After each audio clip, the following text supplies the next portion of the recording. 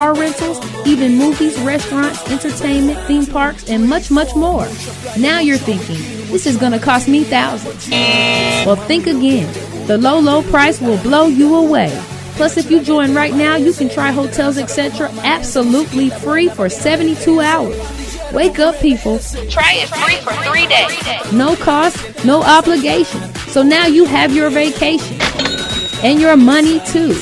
Never pay full price again. Join Hotels Etc. right now and slash your travel and entertainment costs up to 70%. Call toll-free 877-967-7283. 877-967-7283. Or sign up online, hotelsetc.com. That's HOTELSETC.com.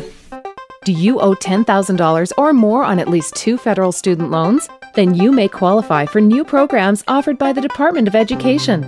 These programs can reduce your interest, lower your payments, and possibly qualify you for loan forgiveness. If you have $10,000 or more and at least 2 federal student loans and currently not in school, you may qualify for one of these programs.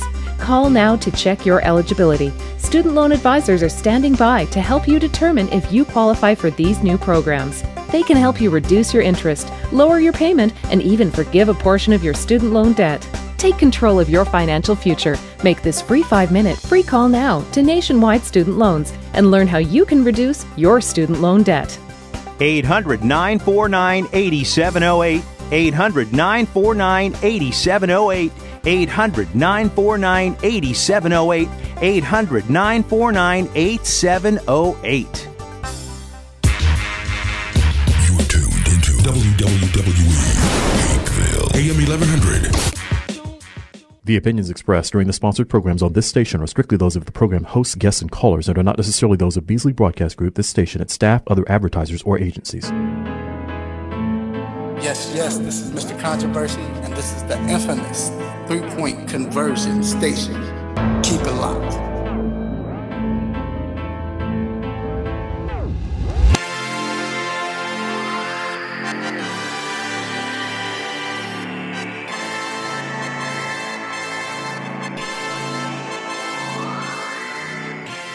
Yes.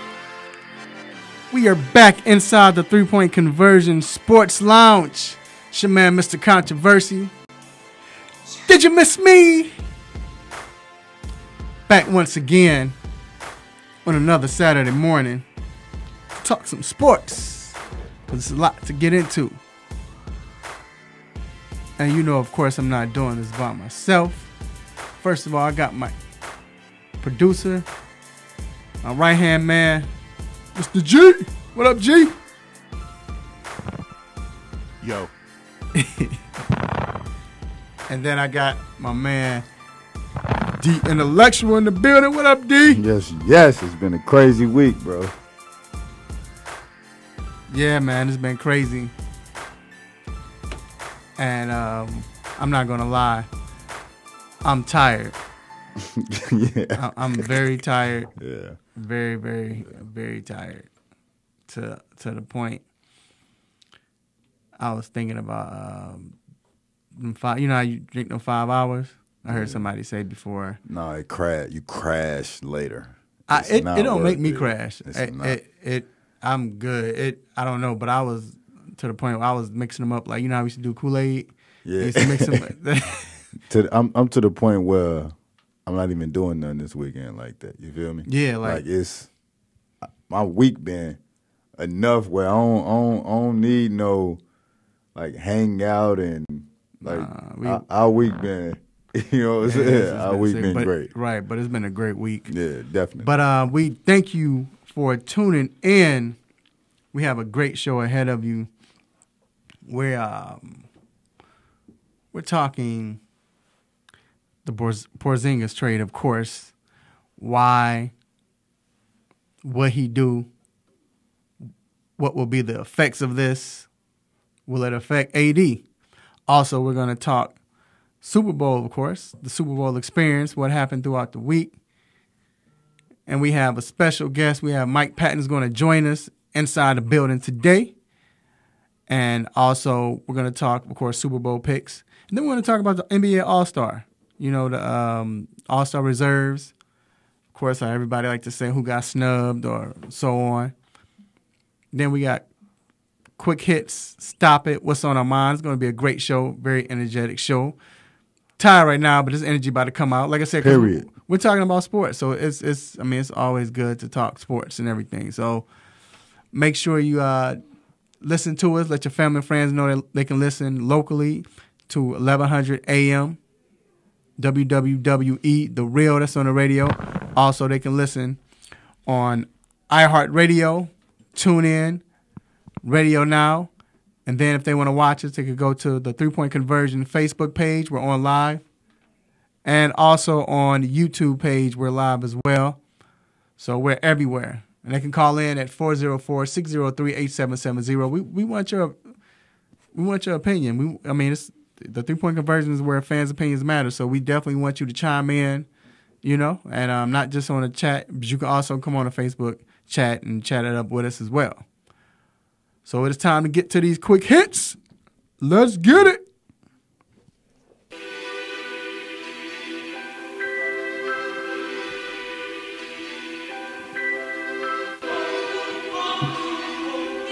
Shout out to Sherm Beats for the sick beats. Sherm on the beats. So, as I mentioned earlier, the Anthony Davis saga. If you don't know, he came out earlier this week and said he wanted to be traded. His agent said he wanted to get traded and everything. Well, his father came out yesterday and said, Mr. Anthony Davis Sr.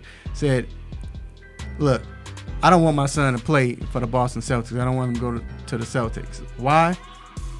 Because of how they did Isaiah Thomas. D, do you understand where he's coming from? Nope. That's not Anthony Davis Sr.'s position to be on. You know what I mean? And what I mean by that, if Anthony Davis feels like that, that's cool.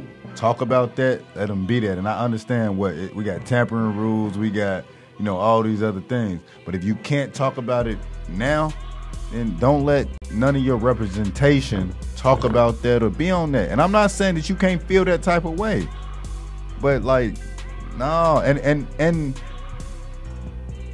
I guess it is still the owners. It's still the same owners, so you can't really, but no, man, no. See, I understand what you're saying, because you're saying as far as from AD's position, his father shouldn't say that. And you're right. I'm tired of people coming on family members. It has nothing. Not true enough, they're probably asking them, and it's not like they're just anyway, he tweeted this. Right. He was asking. So I get that. So I understand from this point they asked him a question, he answered it. But from that standpoint, I understand it. But what he's saying, I get what he's saying. I get what he's saying too. I do. My question is, will this affect Boston from here on out because of how they did and the fact that he was out there recruiting for them, and he said he would take less money. He could have signed, but you remember that year the bank was supposed to be open for him. Yeah, and he decided the bank was supposed to be open for him. And my point, the bank was supposed to be open. So I think right now, I get it. I definitely get it. Moving on. Speaking of the Celtics, Kyrie Irving and the Celtics were in Madison Square Garden last night playing the Knicks, and every time he touched the ball, they cheered for him. He was getting it in too. But so we all know that New York wants Kyrie now. Man, first of all, the New York team, how do you feel about that? The players are probably cheering also. the Knicks players on the bench are probably cheering for them as well. Come on now. But as Kyrie, the players that's not on 1 years. But with Kyrie, how do you think he takes that though? I know it could be, I don't want to use the word flattering, but it could be a nice gesture, but at the same time, I'm going to ask you as a person, do you want to play in New York or Boston? I would play in New York. All right. You can be all this, Boston can do everything they want to do, right? Right. And they got their history. Do you want to play in New York or do you want to play in Boston? Right. You know what I mean? And I just don't want Kyrie to do what he's kind of doing, right? And what I mean, what he's doing is 1 minute he's saying this, 1 minute he's saying that. I don't owe nobody on. Bro, just if you don't want to say nothing or you don't want to commit to nothing, then just say holler at me on July 1st. Just ride with that and just let that be that. But don't at the beginning of the season be like, oh, I'm going to give Boston this, but then halfway through the season you're going to say this. Then you're going to say, holla at me at July 1st. And what you going to say on July 1st? Yeah, so. Like, just let it be whatever it's going to be. Yes, sir. Moving on. Staying with the NBA. The NBA decided to make a nice gesture, and they added Dwayne Wade and Dirk Nowitzki to the All-Star rosters. I thought that was cool. But at the same time, Jordan earned his way. I don't know about that. I don't know. Jordan was averaging 20 points. Hold on. Hold on. Jordan was averaging over 20 points. It was a different commissioner at the time. But D. And tell me nothing has changed since Silver been the. But wait, no. Jordan made the All-Star roster. He did. He was averaging over 20 points. Yeah, he did. D Wade is averaging 2.8. No, he ain't. So, Dirk, we don't even want to get on Dirk. No, he averaging 2.5 shots a game. 2.5 minutes a game. Right, yeah. You know how, like, on the NBA's YouTube channel, they always have every night, like, who had a great performance. D-Wade been up there. They had a video for Dirk Nowitzki with the season-high 14 points. That's my point. But it is a great gesture, though, because if this is the case, and it might be new. They should be doing this for everybody, and they might, because if that's the case, why not Vince Carter? Did he tell you he wasn't playing? Yeah, he's probably still going to play next year. There is no probably going to play. He going to play next year. That he's retiring. So within the next 3 years, he probably.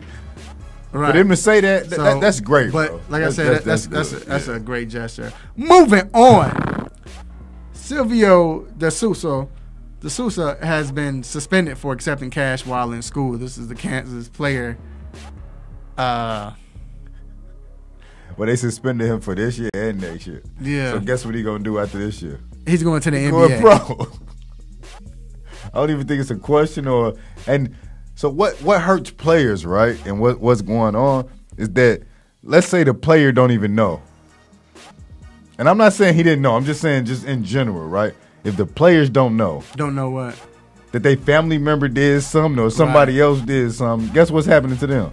Yeah, and that's messed up. And then I want to look at it like this. We talked about last week with Deshaun Tate. Shout out to Deshaun Tate. We were talking about how Kansas has won, what was it, 12? I think 12 straight? I think it's like 15. 15, something like that. Conferences in a row, champion. They've been conference champs in a row. With this leaking out, they gonna look into that.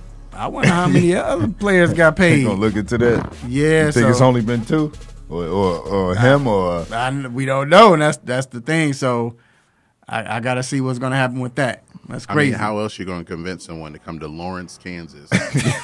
And do what? Stop that, G. And do what? And do what, G? Just play basketball? That's all you're going to do. Just play basketball. Stop that. Moving on. The XFL wants to be referred to as a separate product, not a developmental league. Can you please get that button ready for me? The XFL? See, stop it. Thank you. And everybody thinks they can be the big three.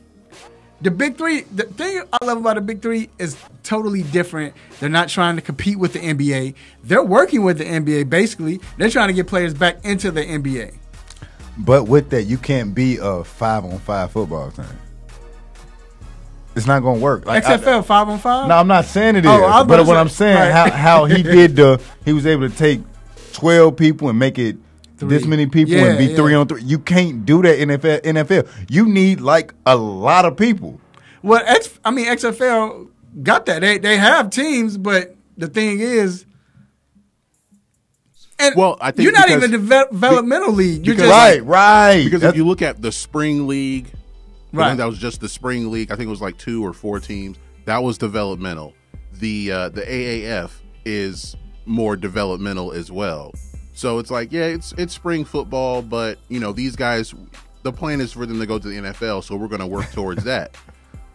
The XFL is like, no, we're our own league, and that's where they might get into trouble again. And so what I mean by that is like there are injuries that happen in football, right? Where like you can't just be like, oh, it's just happening, then we just doing that. Like in whether it's baseball or it's basketball, like it's little injuries that can happen. But the injuries that happen in football, like it's a different injury. It's a you know what I'm saying? It's a bigger problem, you know what I'm saying? So you can't just be like, we just gonna do this and next week we playing just NFL football. But what you saying? I don't get what you're saying as far as the XFL. Yeah. So big injuries, like how players get hurt and can't play no more and stuff like that. That don't really happen in the other major sports. You know what I'm saying? Whether it's NBA or this or that, like that's football, man. And I'm just saying, even with XFL, I don't even think they're on the level for a developmental league because it's like maybe, but it's like you all got retired players. I don't know. To be developmental, you got to work with the same league. Yeah, and I'm saying you have to, and I don't. But that's what they're trying to say. We're not. It's their own self product. But you failed last time. Let's see. Let's see what you all have. We'll see. Moving on. The Texas Rangers will have a new ballpark that opens in 2020, and they're going to install artificial turf. Wow. They're saying like it's a misconception. It was a misconception about the artificial turf hurting players' ankles. They say it's better for your players because of the bounce and all of that. I'm like, come on. That's why they got rid of it. I think it hadn't been. Go ahead. It's I don't know how thick it is. It's probably like less than 2 inches thick of carpet. Right. With concrete underneath. Right. So you might as well be falling on concrete. Yeah, I don't. That's what. Yeah. And every time you move, black stuff pop up. Well, that's the new one. No, that's the new one. I'm talking about we're talking about the artificial one. We're talking about the old one. That's what they finna put in there? Houston Oilers in the Astrodome stuff. Yeah. Why are they doing that? So, I don't know. And last but not least, Kellen Moore, you remember he was Dak's backup in 2017. Then he was moved to quarterback coach. Now he will be the offensive coordinator. So, shout out to the Dallas Cowboys, which is weird, and like I said, I'm glad Jason Garrett's about to, get the job. Oh my bad. I mean Kellen Moore, my fault. I think that's what they're trying to make him. That's what just happened. Didn't that happen 8 years ago or 9 years ago? Something like that. But now Kellen Moore is on the I call it the Jason Kidd track, to where as soon as you retire, you get a job coaching and you just move up, like literally. I wonder what's going on. Jerry must be mad at 2017 he was a backup. 2018 he was a QB coach. 2019 offensive coordinator. So I think what's going to happen, I think Jerry, I commend Jerry on that. I think he's doing I don't know, I think he's doing a good job. Add in that. Thank you, Raphael. You're welcome, Jerry. Add in that Jason Garrett didn't get no extension. Right, I know. That's what's going to happen. So look, this is going to conclude Quick Hits. We're going to take a quick break, and we will be back to talk this Porzingis trade. We'll be right back.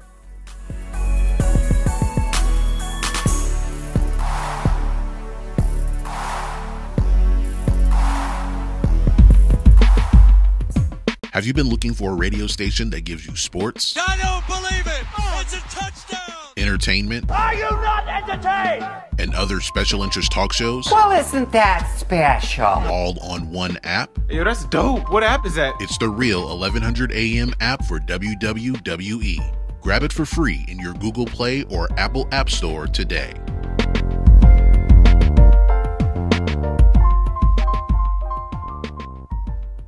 GTG, BRB, OMW, be there in a few. You may think that these kinds of texts are fine because of their length, and you can easily send them at a stoplight. But no, answering one text can take your attention away from the road for 5 seconds. And traveling at 55 miles an hour, that's enough time to travel the length of a football field. Make good decisions, don't text and drive. Visit StopTextStopWrecks.org, a message brought to you by the National Highway Traffic Safety Administration, Project Yellow Light, Noise, and the Ad Council. What's happening? It's your man Big T doing big things. Y'all know what it is. ATL Hawks official DJ and Rap City Forever. You're checking out the 3 Point Conversion Radio. You dig?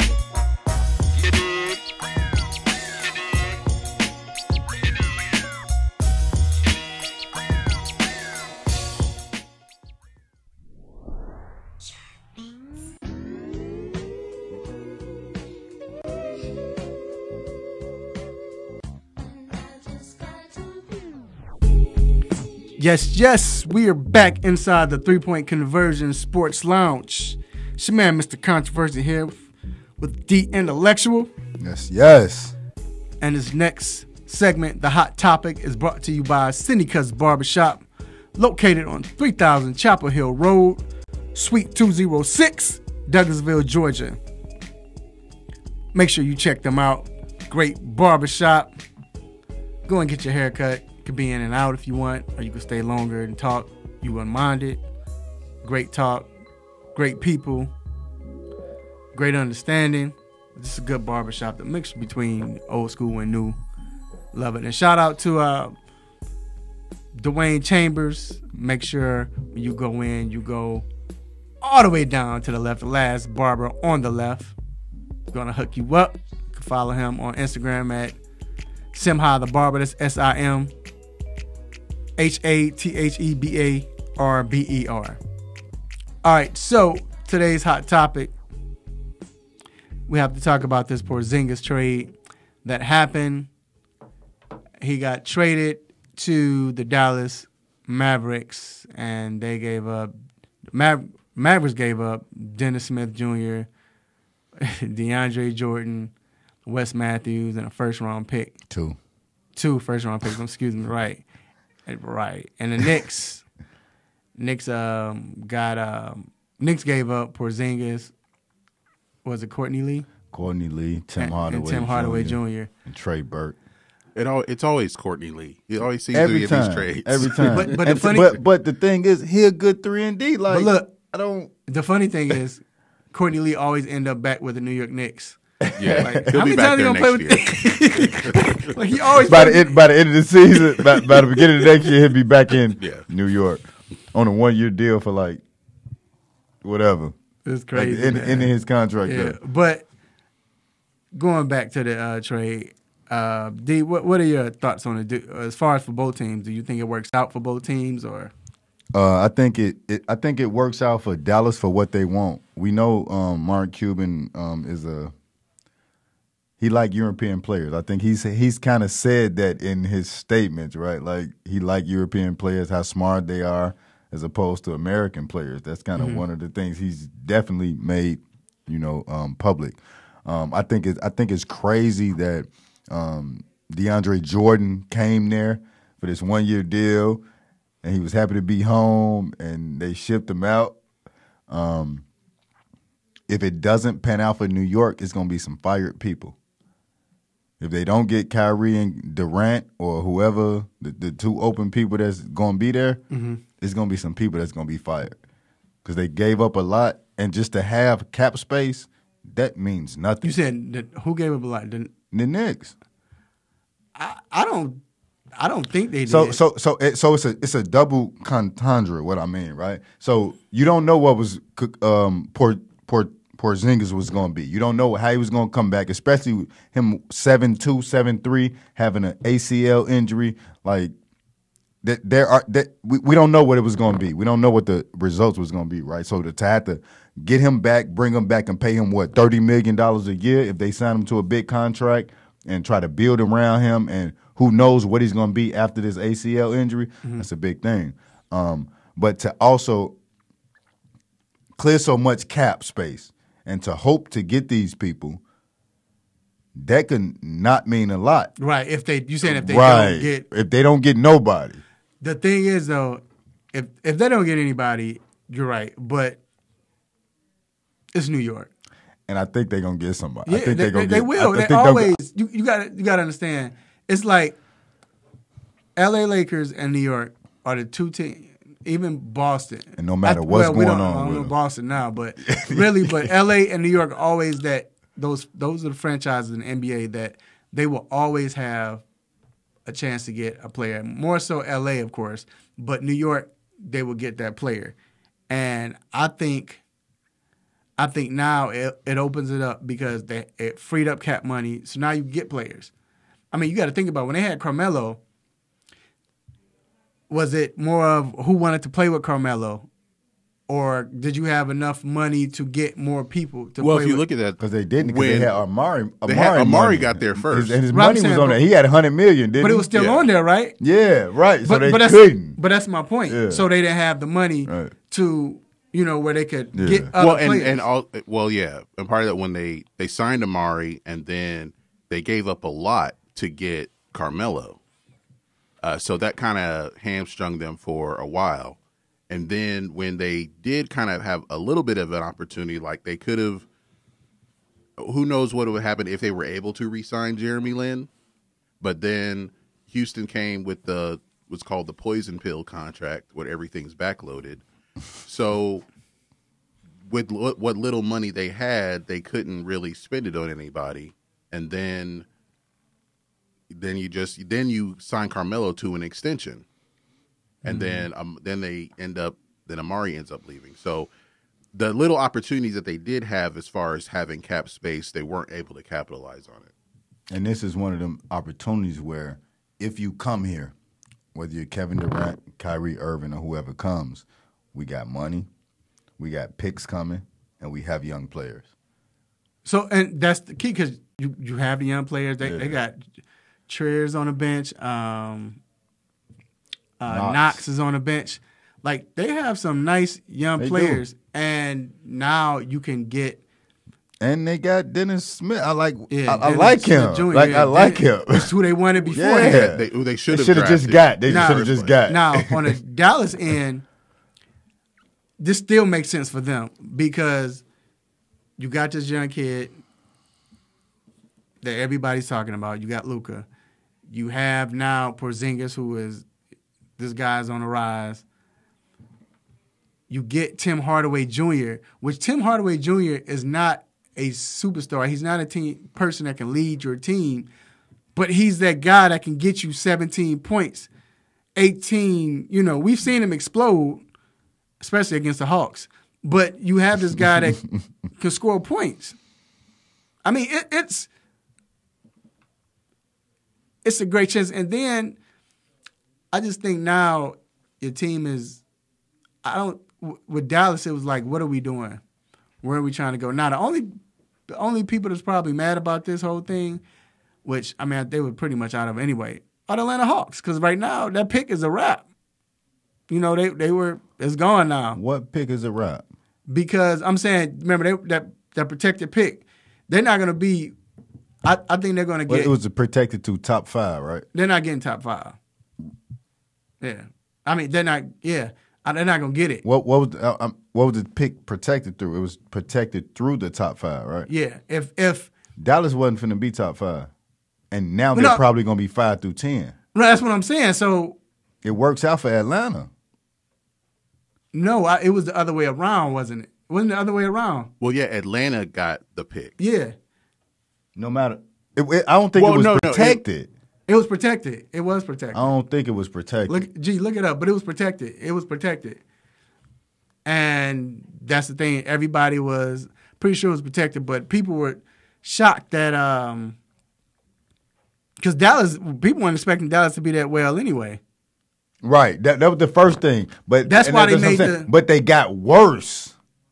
Like, they got worse this year. What that trade made them worse this year. And I honestly think it may have mortgaged their future. I don't know. The reason why I said I don't know. Okay, so the pick is protected if Dallas landed in the top 5 of the lottery, then they keep it.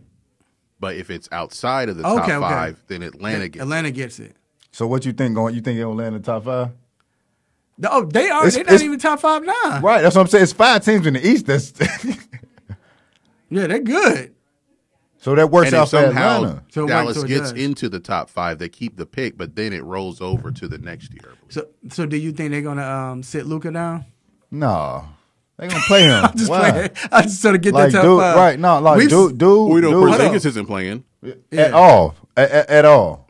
But I like, unfortunately, like I looked at it the long way, right? I don't know about this trade for Dallas. Like, I really don't know about the trade for Dallas. What did Dallas get? Yeah, Tim Hardaway Jr. And you got a star and Porzingis. I like the trade. It works out for both teams. Do you know you got a star in Porzingis?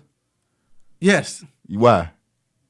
Because what we seen. And he off an ACL injury. He's 7'3". Look up the next 7'3" person that didn't have big injuries. You want to know who it is? But that was you want to know who it is? But that was like 15 years ago. Medicine has changed. Okay. Differently. And matter of fact, we've talked to Dr. Fowler, and he's talked about that, how now because it's changed. And 6'1" Derrick Rose, what happened? Both Derrick Rose, don't even bring up Derrick Rose. I'm just playing, period. No, let's that's talk about totally injuries. different. But why are we talking about injuries? Because he didn't have How many games has Porzingis played other than that 1 year has he not been injured? Derrick Rose hurt. Listen. Derrick Rose hurt both legs. Okay. That's totally different. Because when he came back, okay, he was on his way, then he injured the other. So that you can't bring him up on that. Can you tell me Porzingis games or the games that Porzingis has played? How many full seasons has Porzingis played? How many foot injuries, toe injuries, leg injuries has Porzingis played? Now he has a major ACL construction. And what they did, the best thing they did was sit him out the whole year. Because remember, he could have came back. They were talking about they coming said back end of this year. February. That was supposed to be. But they were like, no, we're going to rest him, which is good. That's why I said you can't bring Derrick Rose in here. Because Derrick Rose came back. They try to bring him back. You look at other players, the centers you talk about, they try to bring them back. Whereas they're like, no, we're going to take our time with Porzingis. And you can say that, okay, you're taking a risk, but I would take that risk with this guy because this guy has a skill set. And if he's healthy, we all know he's a top 15, maybe a top 10 player in the league. So my next thing after that is what you're going to build around them. Because you don't have too much money now. You don't have much money. Yeah, go through the draft. You go through the draft. Man. How can you go through the draft? You don't have no picks. You gave all your picks. That's right. This is NBA. Yeah. That's what I'm asking you. No, wait. They'll have the opportunity to. I think what they're going to look for is getting free agents. Like, people will go to Dallas they have as money. a free agent. No, they don't have money. They're going to be able to get a few role players. I mean, well, they got to trade. And they also in the West. They have to make another trade. They got to find somebody. For who, though? They got to trick somebody into taking Harrison Barnes' contract. Because look. Did you say trick somebody? Because that's the biggest key right there is Harrison Barnes. Who you going to trick, though? But they took a lot of money off their books by trading DeAndre Jordan and Wesley Matthews. So they don't have. They took a lot of money off. It's not like they're like broke like that. So I think they'll actually have some money. They have money. How much are they going to sign Porzingis for? $30 million a year, right? Well, he won't so get they'll have time for. They'll have enough for probably one more player. But look, Porzingis won't get the max because he got traded. He going to get day max? He can't get the max that he was going to get in New York, but he can get day max. But he can't get their max because I'm saying when you get traded, that lessens what they can get as far as the max. That's why. No, it lessens what he can get. Right, it doesn't lessen the max. But still, they get a max. Right now, in the NBA, you can almost get 3 players the max. I mean, that's the NBA. That's why you see teams with so many players with so many, you know what I'm saying? They mess Luka Doncic, his prime. What's going on? It's not going to build the way that they looking. Watch. We'll see, but like I said, I think it was a great trade for both teams. They benefited. Like you said, like G said, both of them. Knicks got a lot of money off their books, but Dallas did also. It's not like Dallas is suffering. Porzingis is not getting paid a lot of money. You have to pay him, and they're banking on that. But at the same time, you don't have to pay Luka for another 3 years, 2 or 3 years. It's just you can get one more player, and then but you got 2 good players on your team right now, which they didn't have beforehand. But look, we're going to take a quick break, and we will be right back to talk about the Super Bowl. Keep it locked.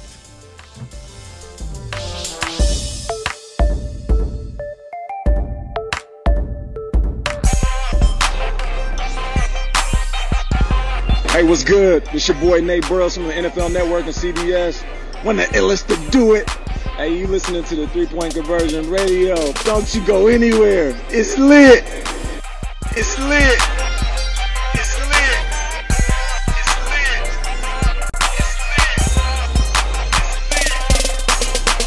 There's a lot going on in the world, and your world is always changing. That's why it's important to stay connected.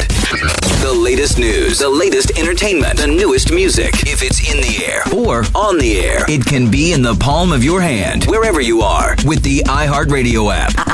iHeartRadio. Over 1,500 live radio stations from across the country, and over 15 million songs to create your own custom stations. Text IHR to 45495 to download the app or listen at iHeartRadio.com. Standard text and data rates apply. What's up? This is Chris Tucker for the 3-Point Conversion. Let's go. Let's go. Let's go. Let's go. Let's go. Let's go. Let's go.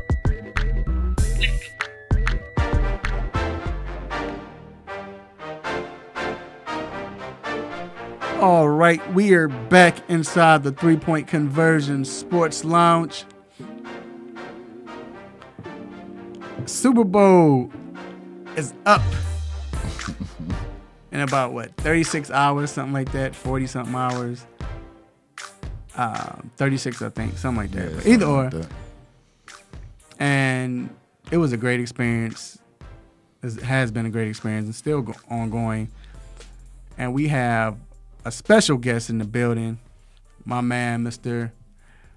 Mike Patton, the General, from the Sports Awakening. What's going on, sir? What's going on? Man, it's been a crazy week, really. You know what I'm saying? It's been a lot going on, but it's been great as far as and especially with you. I want you to talk about it with you coming in town from Tennessee, from Nashville. Talk about the experience, and what Atlanta has done for the Super Bowl and to, make people feel welcome and everything else.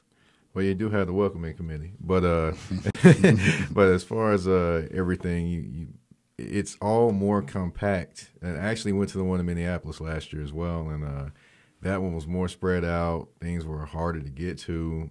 Atlanta's made everything more compact, easier to get to. Everything's more convenient, and it's been more people come out too. So definitely a chance to connect and meet more people, and you definitely see stars and celebrities from all walks of life. Now, in Minnesota, in Minneapolis, was it like that there as far as the superstars coming out? You had some come out, but you really didn't have anybody that wanted to come to -6-degree weather. I was going to say, right. Yes, and especially the funniest thing is you have people that, you're walking to the media bus, and you got people that want to talk to you. Yeah. And I'm like, look, it's -6 degrees. I'm not saying a word. Yeah. You keep talking to me if you want to. I'm not being rude. I'm just cold. And even on Tuesday, it was a sprinkle of snow that was supposed to happen down here, and we were worried about it or what it was going to be. It didn't happen, and everything just moved perfectly. You can walk from this place, you can get to this place, you can do that and get here, and it was not a problem. Like even with the traffic last night, it was no traffic on the expressway last night. But I think, you know what? I really think that's because everybody was tricked, and then maybe they did this purposely. And got on the train. Everybody was getting on MARTA and everything else, and the streets were clear. Yeah. But even, I don't even want to talk about Radio Row and everything, because the thing about Radio Row, we put out a lot of interviews, we talked to a lot of people, and this was our first year covering the Super Bowl, and I thought the athletes and stars, whoever, were great. More so when, the PR people, we got to do this, we got to do that. And they weren't trying to be mean. It was just, look, we got to get here. But the athletes, whether it was other media, fans, they took their time to sign autographs, to take pictures. One guy I got to shout out, and we didn't get to talk to him. But I might try to set something up because, well, anyway, was Deontay Wilder. Every time someone reached out to him, he was on a move. They're trying to get him to go, fans, media, whatever. He took the time to shake their hands, to take a picture. And did everything he could to be a part of it. Everything. Real. That was, and I really thought that was, cool. But that was the atmospheres like Atlanta brought. You know what I'm saying? And Super Bowl, they did a great job. And the Super Bowl doing this also. But it was cool.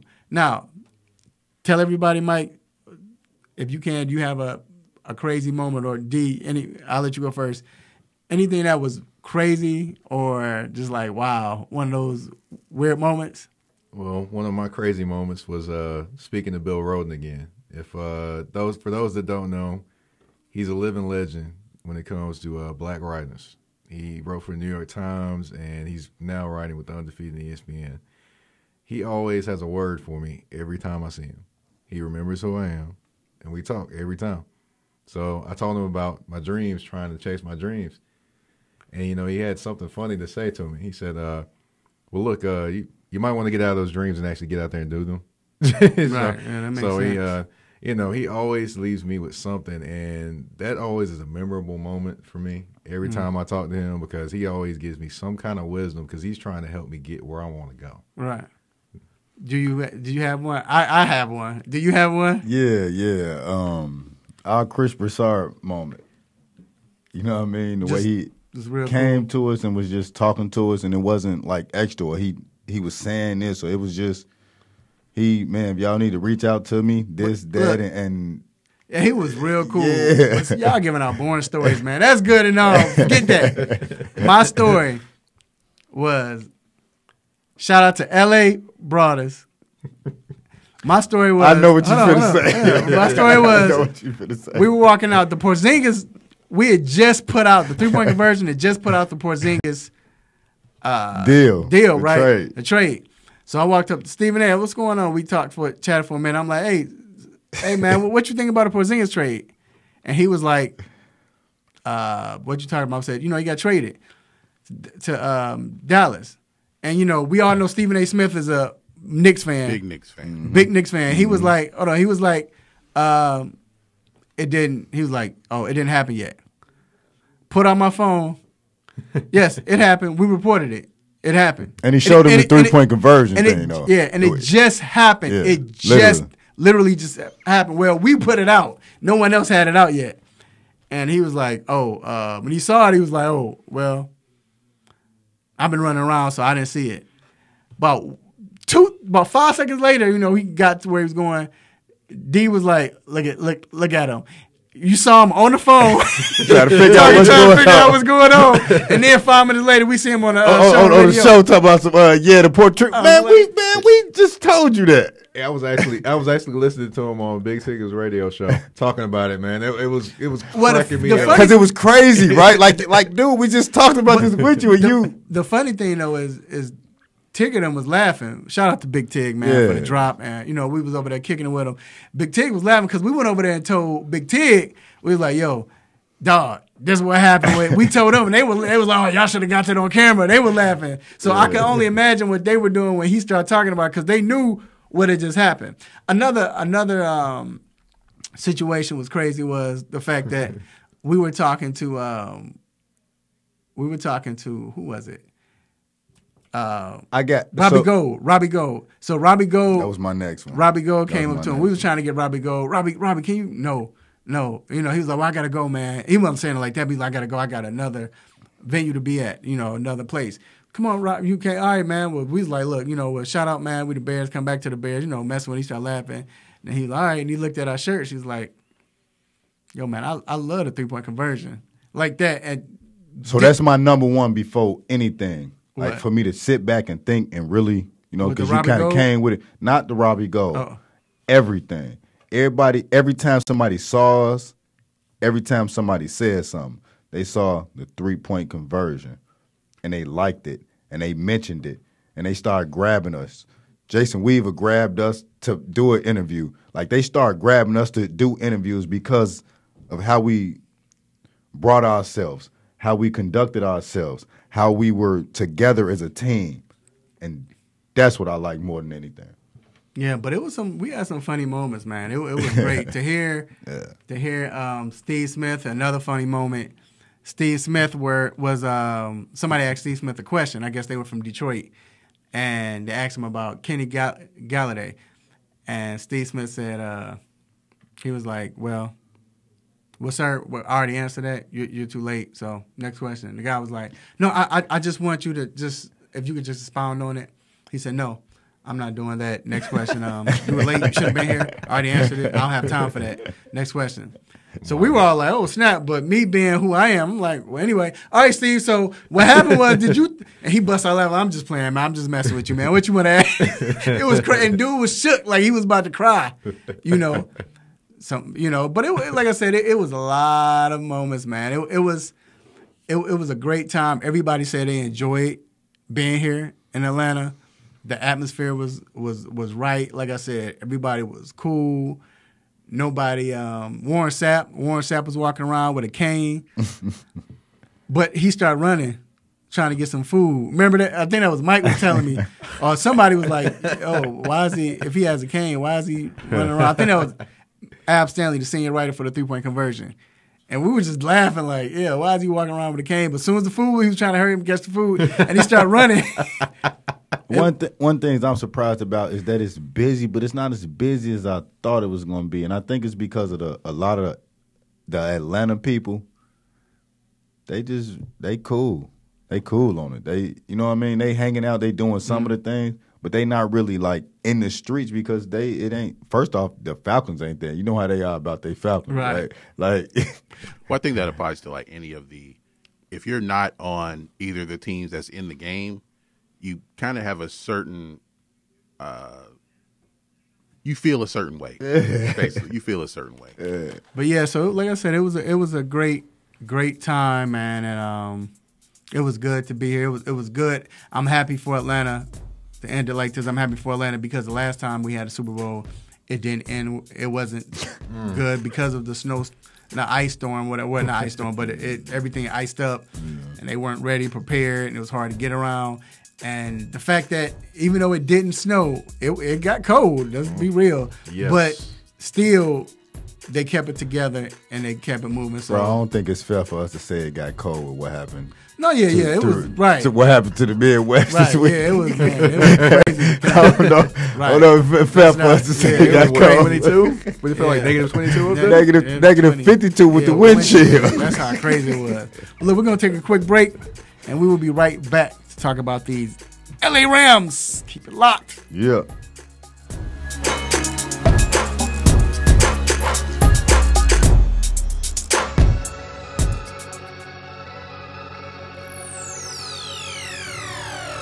Ladies and gentlemen, this is Cat Williams, and you are listening to 3-Point Conversion Radio.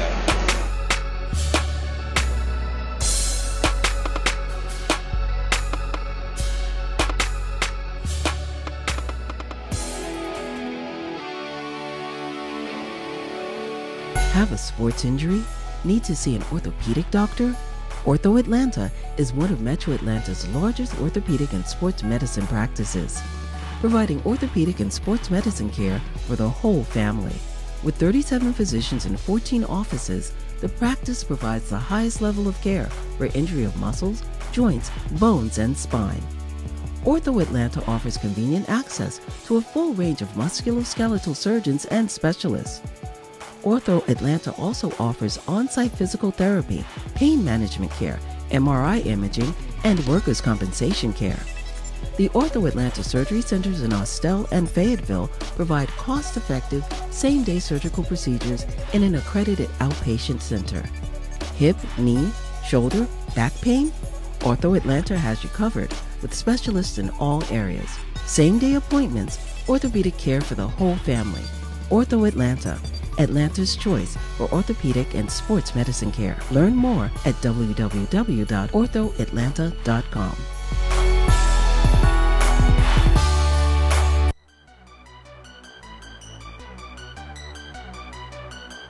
This is Steve Atwater with the Denver Broncos, and you're listening to the 3-Point Conversion. The 3-Point Conversion.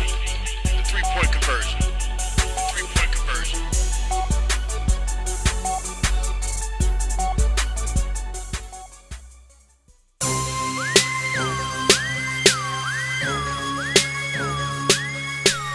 All right, we are back inside the 3-Point Conversion Sports Lounge.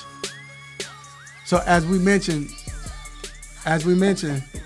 we talked about the Super Bowl and the LA Rams. This is their first time since 2001.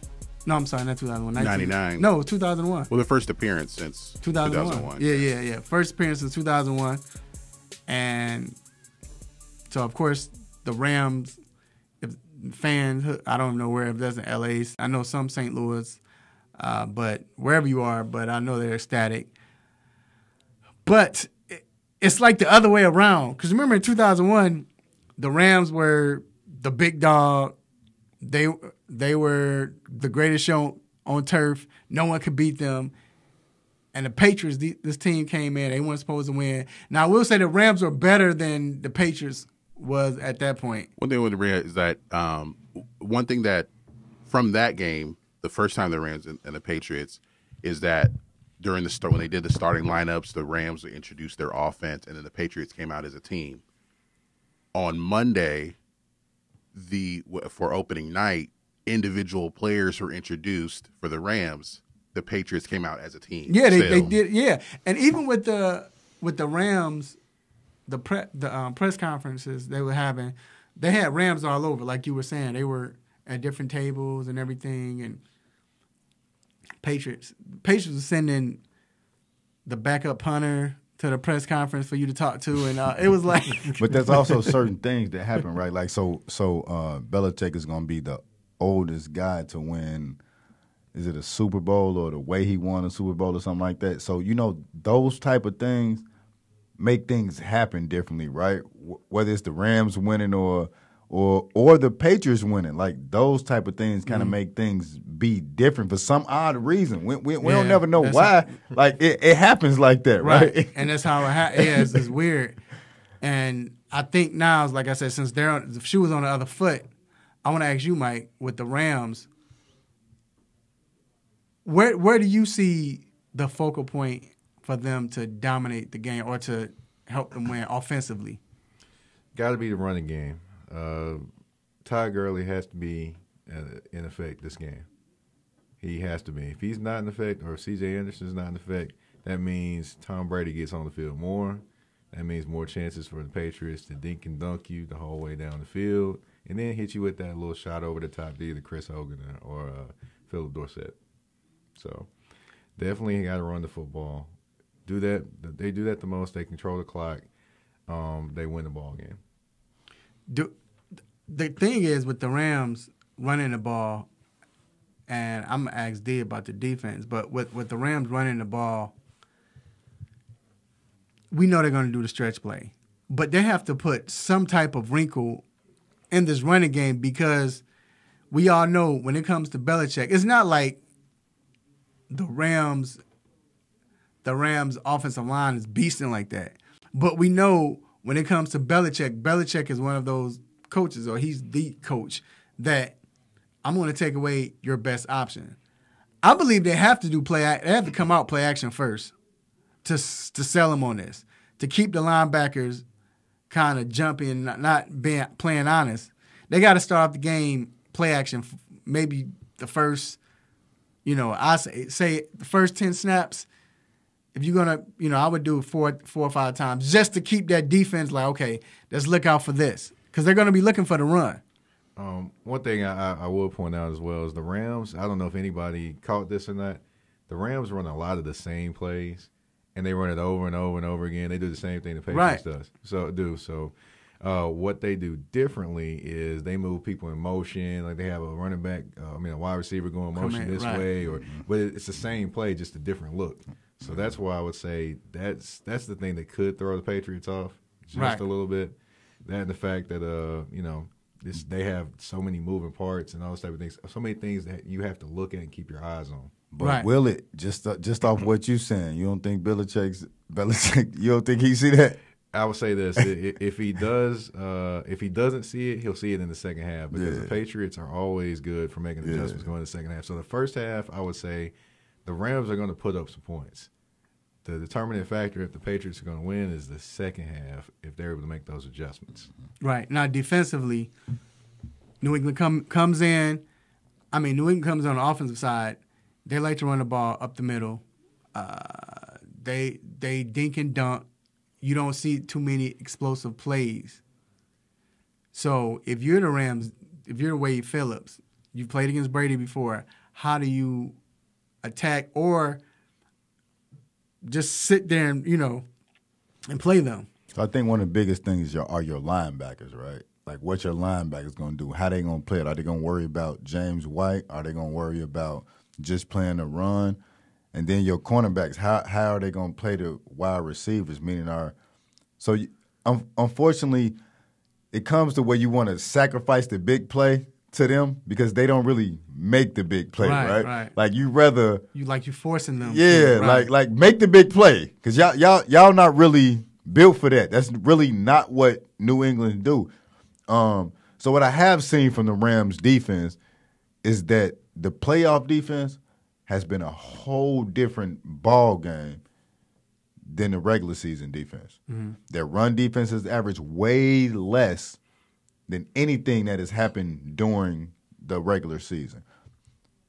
Their pass defense has been better, probably because of the run defense. There's still a big question in Marcus Peters. Mm-hmm. You know what I'm saying? We kind of see where he goes and things like that. So wait, you said their pass defense is better because of the run defense? Yeah. But the run, they hadn't been great with the run, no. In the playoffs? Oh, in the playoffs. Okay, in the playoffs. That's what I'm saying. The playoffs has changed. That's what I'm saying. They've changed it, right. The whole defense in the regular season, it was kind of like, Right. What were you saying? With Kansas City, they'll lose because of their defense. And their defense didn't change in the playoffs. Right. And we said the Rams can lose because of their defense. Guess what happened in the playoffs? And they made it. It changed. Right. So do you think, G, you could jump in this as well. Do you think that Talib made that much of an impact? I don't know if it's him like that. I would say so. Not as far as like playmaking, but he'll make you think. Yeah, that's what I'm saying. The reason why I think he has because now you're probably able to change your scheme. You couldn't they didn't feel as comfortable. Who was back? Was it Shields coming in? Who was the backup quarterback? It was Roby Coleman. Okay, so when Coleman, they might not have felt as comfortable, running the scheme that they wanted to run. Because remember, it wasn't like Talib got hurt before the season started. He got hurt to open the game, so it threw everything back. Rams played Dallas at first. Who's the Rams first? They played Dallas. So they had to. So what was Dallas' game plan first? Run football. And I think that kind of made it. But I still think it was right. But I think it was to lead because now you're able to do more with your linebackers. They don't have to play zone as much. They got that attitude. They kind of got that attitude, kind of. Right. The biggest change I would say in their secondary is at the beginning of the year, Wade Phillips wanted to run a lot of man, and Marcus Peters is not a man corner. Right. And when they switched to zone, that's when he excels because he can guess more. Because he's a guessing corner. That's what he does. But when they switch to zone, to me it works when they play man. Because Wade Phillips always been we're playing man, and that's he can do what he want to do with it, right? But because Talib wasn't there, you couldn't. You had to bring in Reggie Coleman. And bringing in Talib, you can. I don't want to say shut down one side of the field, but you can work more over there, right? And you can kind of help Marcus Peters in a sense, right? Well, what you could do is you could actually run man-to-man on one side and zone on the other and kind of switch things up to kind of, throw people off a little bit. I think Rams are definitely in it. I mean, Patriots, they never win by more than a touchdown, an extra point. So or lose. So it's going to be a close game. It's just like you said. The Rams just got to stay. They just got to stay in the game. They have to be confident, and they can't make any mistakes. Like, they can't make too many mistakes because this is not a team that you want to make mistakes against. So we're going to take a quick break. We will be back with our Stop It moments. Keep it.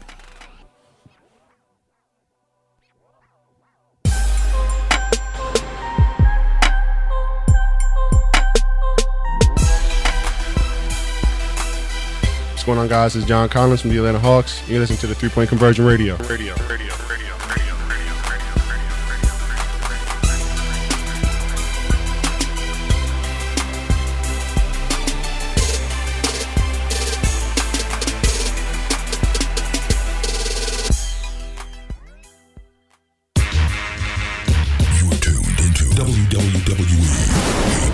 AM 1100. The opinions expressed during the sponsored programs on this station are strictly those of the program hosts, guests, and callers and are not necessarily those of Beasley Broadcast Group, this station, its staff, other advertisers, or agencies. What's going on, folks? It's LA and Eric from Brownstown, USA podcast on the 3-Point Conversion. You know, LA, these guys may have the smarts on a national level, but I think we can take them when it comes to the 216. Man, stop it. You're on Garbage Watch. Anyway, check us out weekly for updates, news, stories, and opinions you can count on about football from the heartland of America, the Cleveland Browns. Only on the 3-Point Conversion. Now let's throw it back to the Sports Lounge now!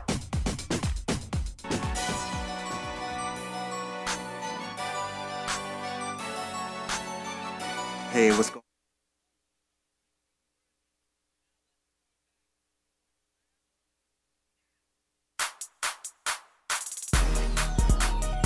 Hey, what's going on, sports fans? It's the 2018 Battlegrounds champion, Damian Adams, from The Real Deal with Damian Adams. Now, you can catch my show weekly on the 3-Point Conversion station on Spreaker Radio. But for right now, I'm doing what everybody else should be doing, and that's listening to Mr. Controversy and The Intellectual in the 3-Point Conversion Sports Lounge.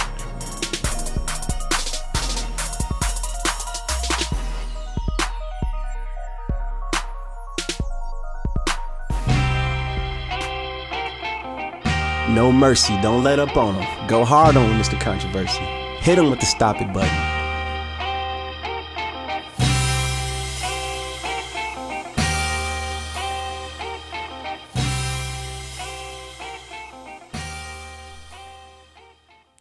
All right, we are back inside the 3-Point Conversion Sports Lounge. This is the time I like to thank everyone for listening, for supporting us, especially for the kind words this week. We definitely appreciate you, and we ask you to continue to support us, not only the 3-Point Conversion Sports Lounge, but just the 3-Point Conversion itself.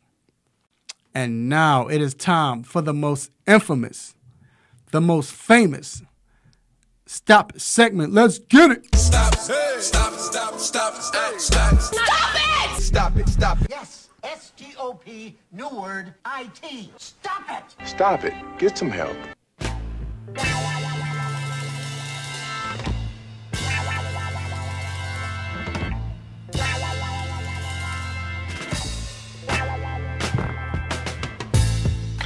All right, D, it's on you. What is your stop it moment, sir? So we know the All-Stars just got picked, and there's been some snubs, and there's been some people that's been happy that they made it. But one we definitely gonna have to talk about is Rudy Gobert. He been crying and doing all this and like tripping, like for real, crying on TV. Like, he need to stop it for that. Like, you can't be no tough rim protector doing all this and you gonna cry because you don't make the All-Star game. Stop it. Like, he really crying. Like, and then he mad because somebody trolled him. And then I think he liked a pit, liked something from weeks ago about Dre. Like, you can't do that. Like, come on, man. You the toughest dude on the team, right? He averaged 15 points, 12.6 rebounds, 2 blocks. It's good, but it's not All-Star worthy when you got Anthony Davis. You have who else made it? It was even Karl-Anthony Towns with Jokic. And Jokic, come on, man. So that was kind of my other half of the stop it, right? Was Karl-Anthony Towns. He cried. I told you the other day with he broke down the cry. Like he need to stop it too. Come on, you and it's. I'm not saying you can't be happy that you made the All-Star team, right? You gonna cry about it though, dude? How many playoffs he made? None. One. That's it. You see what I'm saying? Like that's but that's probably why he crying though, because he should be crying. Right. He's been playing horrible this year. He's been soft this year. Yeah, so but that show his softness, right? He should be crying because he doesn't deserve it. Anyway, my stop it moment goes to the NHL, and you might say why, but the NHL said now they're going to start celebrating Black History Month. Stop it. Stop it. Stop it. So you got 2.5 black players that play in NHL, but you want to have you want to celebrate Black History Month. I only know one. Dude that would play for that's it. He flashy. You know what? That's why we know him, because he flashy and he. Like, it's like they don't like that flashiness out of him either. No. But it's they like, can't stand him. But he back it up too, though, because as soon as he got traded, somehow he made it happen. But look, it's like, why? That we don't want it. Thank you. We don't want any. And that's all I gotta say. We're good. We're good. And we don't do it for no month. We're cool. We stop it. Like they're how many years behind? Oh. Come on, man. We're 100. Yeah, we're good. We stayed on that. Stay that. So, yeah. All right. That concludes our Stop It segment. We're gonna take a quick break, and we will be right back.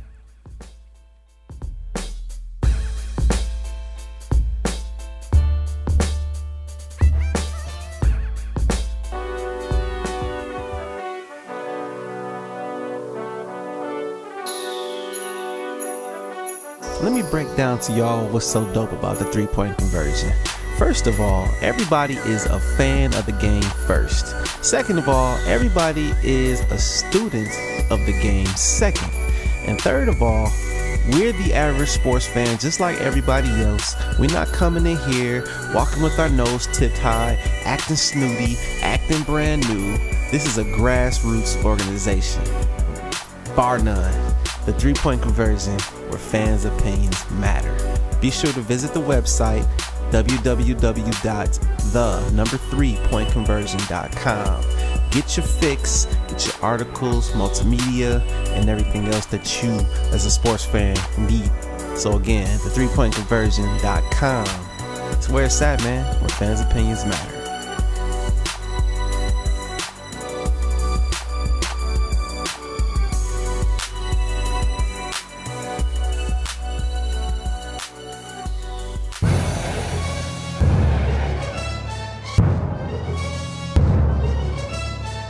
Whether it's quick hits, what's on my mind, the infamous Stop It segment, you got to be there every Saturday morning on the 3-Point Conversion station for the 3-Point Conversion Sports Lounge hosted by Mr. Controversy. Get him!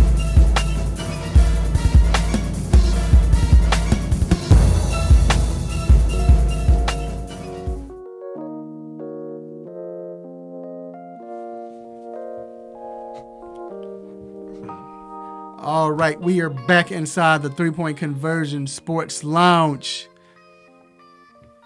Quickly, Mike, what you have going on? We have Mike Patton, of course. What you got going on today? What you covering today? Well, I will be on the red carpet for NFL Honors today. So my first time going, definitely going to try to see how many people I can get interviews out of today. You get some weird stories and weird answers. Oh, yeah, you know it. Have to.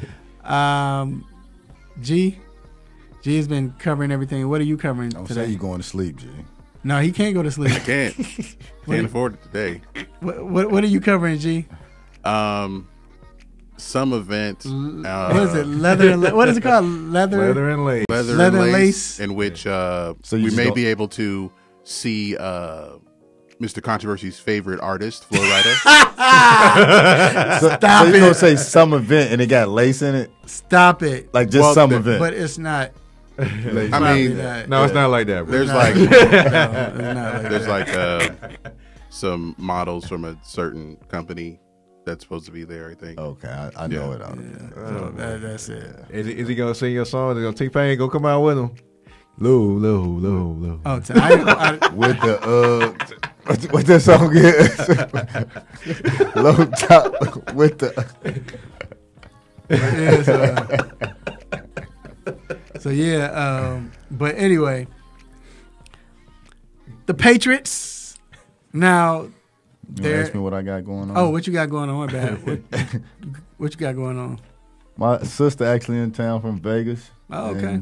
She popped up on me this morning. Actually, while I was riding here. Oh, come here, and what she up, said sis? she here, and I was like, oh yeah, well, I guess that's what it is. Right. No matter what it was before, that's what it is now. Right.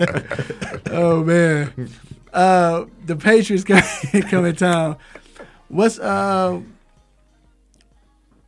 funny thing with the Patriots is they just funny, man.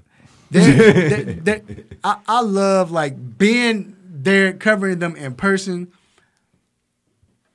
Man, I can't believe I'm saying this, but I'm starting to like them more and more. Like I won't.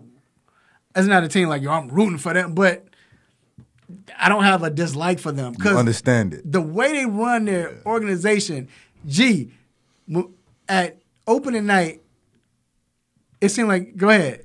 Well, yeah, I asked you like, does everybody on the team have their own PR person? It was like everybody had a PR person. Everybody like yes, he's got to go. And they say it perfectly, and like there is no like it doesn't get away from how they talk. Mm-hmm. Like it's not like you can hear 5 different players from one team, right? And it's gonna change up. What happened when you talk to 5 different players from the Patriots? Yeah, it's all the same. And well, unless you're Cordero Patterson. Oh, man. We can't play that. Classic. But it's like with them, the way they carry themselves, their focus, they're all one. That's I think one of the things that get away from the Patriots that people don't talk about is that they're really a team. Now, of course, people talk about it cheating, talk about this and that, but Spygate. Everything, but they did that together though, didn't they? Right. but they're a team though. It's like they're a team and it's cool. So, Mike, switch it up defensively. What do you see the Patriots doing to solidify another championship ring? They definitely are going to mess with Jared Goff's head. Because if you know Bill Belichick by now, you know he's going to switch up defenses, give you a different look. The same thing, but just a different look. Just, kind of like how the Rams are offensively, run the same things, but different look. Definitely if they're able to get in Goff's head and kind of make him, do things out of the ordinary or uncomfortable, then definitely they give themselves a better chance to win, which I think they'll do with guys like Calvin Oy and with Dante Hightower. No, I agree. Offensively, do you see the Patriots switching anything up? No. I feel like the Patriots going to be the Patriots. They're going to do what they're going to do, and it's going to be on you to stop it. And it's going to be whether or not the Rams going to stop it. I don't think that I think they're going to run the ball like they do, right? Like, and I think what has been shown, if you run at Donald and Sue and not try to run away from them, it kind of changes the game. Right? But then also, I talked about it with somebody else. When it comes down to them 2 minutes, Tom Brady will have 3 timeouts. And after he scored that touchdown with 17 seconds left, guess how many timeouts Tom Brady got? 3. 3 timeouts. Yeah, he's a magician. He's definitely a magician with that when it comes to 2 minutes and handling the time. There's no panic. They're going to do what they're going to do on the offense end. I still say run it up the gut just to see. Like you stated, it's different now because I guess, like you said, whether it's to lead back, they're playing better up the gut. Because Rams was the team that you can easily run up the gut because their pass rushers were rushing the quarterback. But now they've switched it. That boy from Georgia toting that ball. Yeah. Sony Michel has definitely. He's running. That'll be the key for both of them. Both teams is to run the ball to set up the pass. But who's ever able to do that, it's going to be able to set up the pass. But do you think that they will come out and try to take them deep? Who? Patriots. Because the Patriots are very picky about when they throw deep. Yeah, very. Right. But they were killing Kansas City. That's Kansas City, but I'm saying not Kansas City, but Chargers. The Chargers. They shocked them. But see, here's the thing: the chess match between Brady or McDaniels and Wade Phillips, because Wade Phillips has been successful against Brady. He knows New England. He knows what they're going to do, what they're capable of, what Brady's capable of or can't do. Now, I don't know if Wade Phillips has the players that he had in Denver. Yes, he got the two guys in the middle, but he doesn't have a Von Miller. He doesn't have a DeMarcus Ware. He doesn't have that. So how would they attack Brady now? The biggest thing I would say about the Rams, the most important player on that team, not Sue, not Donald, not Dante Fowler, not Marcus Peters, not Keith Talib, not Mark Barron. Corey Littleton. Corey Littleton will be the most important player, because if you watch that Saints game, Alvin Kamara was doing anything he wanted coming out of the backfield and getting open. And James White is just as dangerous. But what's funny with that is I think the Patriots are like so obvious with that. When James White's in the game, they're going to throw the ball to James White. But what you going to do about it? When Sony Michel's in the game, they're going to hand the ball to Sony Michel. And what you going to do about it? Right. That's what the Rams have to figure out. Like, what you going to do about it? And the thing is, a lot of time it was the same way with Alvin Kamara. Yeah, they really didn't hand it off much. How many receptions James White had in the AFC Championship game? I think he had like 6 or 7. But the one before that was 13 or something. Like it was a crazy number. He had I think it was like 14 catches and no carries. Right. But here's the key though. With Brady, it's not even about sacking Brady. It's about knocking him down. Denver has been successful because they've continued throughout the game, during that game or games, they will continuously knock Brady down. They wouldn't get him, and then we all know when Brady starts getting knocked down, what happens? The balls start being short. He's rushing it. He starts throwing with his eyes closed, turned it to the side. Right. Just like Peyton Manning did when he used to get hit. Yeah. And but that's what it is. So Wade knows that. So that line for the Patriots, they can't let him get hit. So you might see James White get 18 catches because he's going to be trying to get it out quickly, But that's the key to Brady is if you knock him down, it's not about the sacks. You knock him down, then it starts turning into sacks, then it starts turning into errant passes, then you get the interceptions. But you usually can't get him from the outside, right? You got to get him from the inside, right? You got to get from inside, and that's going to be Sue and Donald, right? But you don't think dude know that coach? Who? Belichick. You don't think he know that?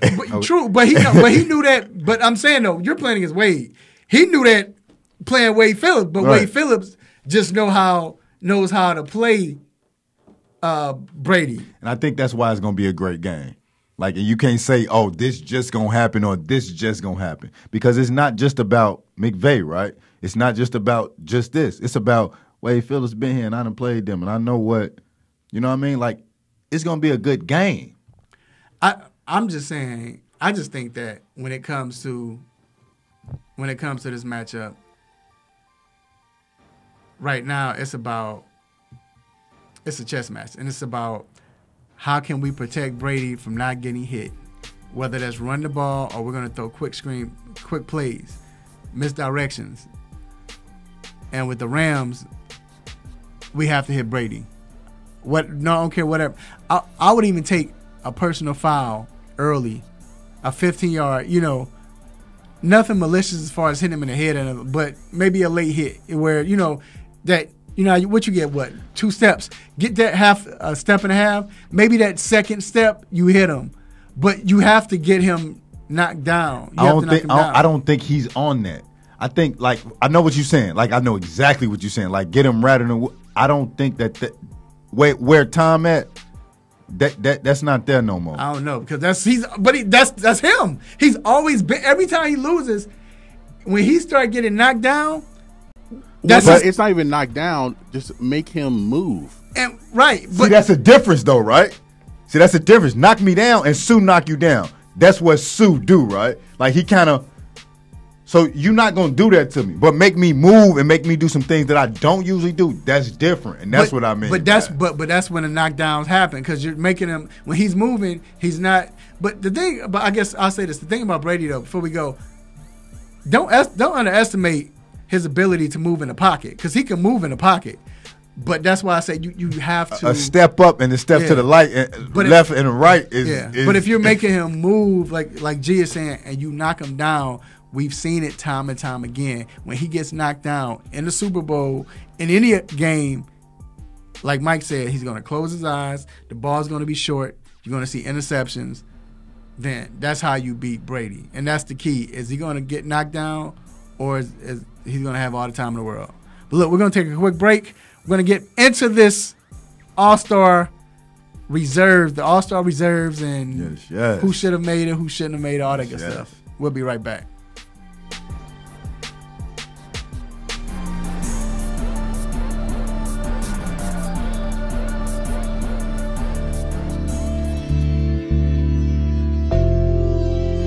Hey y'all, it's Channel 2's Taisha Fernandez, and you need to listen to the 3-Point Conversion. 3-Point Conversion. 3-Point Conversion. 3-Point Conversion. 3-Point Conversion.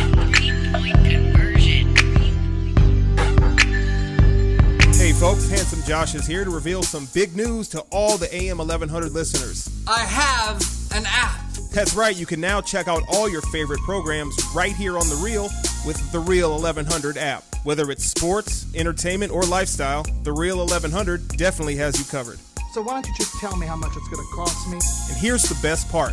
It's available in your Google Play or Apple App Store, and it's free to download. Actually, you can count me in on this one. So download the Real 1100 app today and stay in tune with The Real.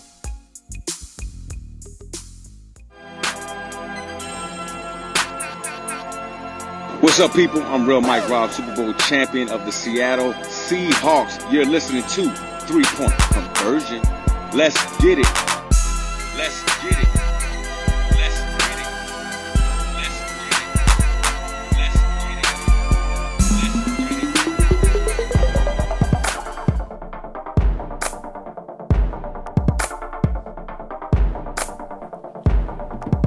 All right, we are back inside the 3-Point Conversion Sports Lounge. And on Thursday, the All-Star Reserves, the NBA All-Star Reserves came out. And so for the West, we saw LaMarcus Aldridge, Anthony Davis, Nikola Jokic, Russell Westbrook, Klay Thompson, Karl Anthony Towns, and Damian Lillard fell out the Western Reserves, the bench. Well, to basically just, get an All-Star game.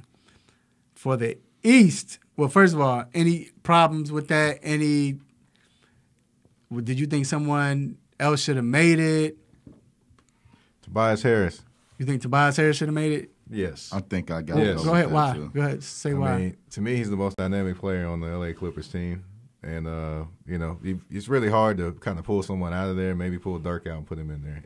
If we don't feel Dirk need to make it, then why not put Tobias Harris in and take him out? With that being said, Dirk not taking a spot. Yeah, he's not taking a spot. Like, it's an extra. Okay. But I also feel you on the Tobias Harris. And what I mean by it is, like, there's certain teams that just wouldn't be there if it wasn't for that player, right? Like, the Clippers are in the playoff hunt. They probably are going to be in the playoffs if they continue what they've been doing. Mm-hmm. And most of the reason, of course, other than Lou, we got to get Lewis, is because of Tobias Harris. Right. He's playing a great year, and I agree with you. I think he should have been there. But I think with that being said, is who do you take out? That's true. Yeah, I think everybody. The only other person I might say I would take out. G, tell me if you believe me or not, or if you with me or not. I would take out Klay Thompson. Klay has been hot lately. I agree with you. But replace him with Harris? Yeah. Because what Clippers are doing, I would replace him. I think he's the one that you would. And Harris has been consistent. I'm kind of shocked that, I think because he got hurt and he's had the last 2 weeks he hadn't been playing that well. LaMarcus Aldridge has been balling. Right. But I'm surprised that Rosen didn't make it. Look at the numbers. It's about Aldridge. Aldridge has been doing it. No. I'm not saying take him out. No, that's why I say he deserves to be in there. Yeah. But DeRozan has been balling. And the thing about DeRozan this year, DeRozan is not just scoring. He's the playmaker on the team. He's been passed. He got his first career triple-double this year. He's the playmaker. Like he's the playmaker on that team. So for him to switch his game, I thought he should have made it. Now I'm thinking about it more. Nice. Now I'm thinking about it more. As we continuously talking, Klay should not be there. Nah. Like, and I hate to say it under no circumstances, right. but like I get that they got the best record barely. What is it, 5 games, something like that? Mm-hmm. So they got 2. Kevin Durant and Steph. That's a given. Klay don't really deserve to be there. No. Like he's had some good games. I ain't gonna trip. Like, but we know that Klay do that, right? But he hasn't had the years that he has previously had. He's back up to where he normally is, though, as far as his numbers. But he's gotten hot. But that's because he's gotten hot. And he's had those big, crazy games. He has that every year. You think he's been more consistent than Tobias? No. There I'm you just go. saying that he's back to where he normally is, right. And he's made the All-Star team before. And based off that, and it's okay. Yeah, but you can't you can't get my All-Star vote because of that though. But I think that I think you can put DeRozan in. You can put Tobias Harris. I'm trying to think anybody else like the. Should Utah have any kind of representation? Donovan Mitchell's kind of been up and down, so I kind of and I think in Donovan Mitchell and that's what I've been looking at him throughout the year. Like I think he be trying to be that too much, right? Like some days I see him out there shooting 10 for 29 because he's trying to be that too much. But last year he was just letting it come to him. You know what I mean? Like he do it too much to her. But then you see some games. He lets it come to him. Mm-hmm. All right. So he going to get there and, you know. So the Eastern Conference, these are the players that made the Eastern Conference.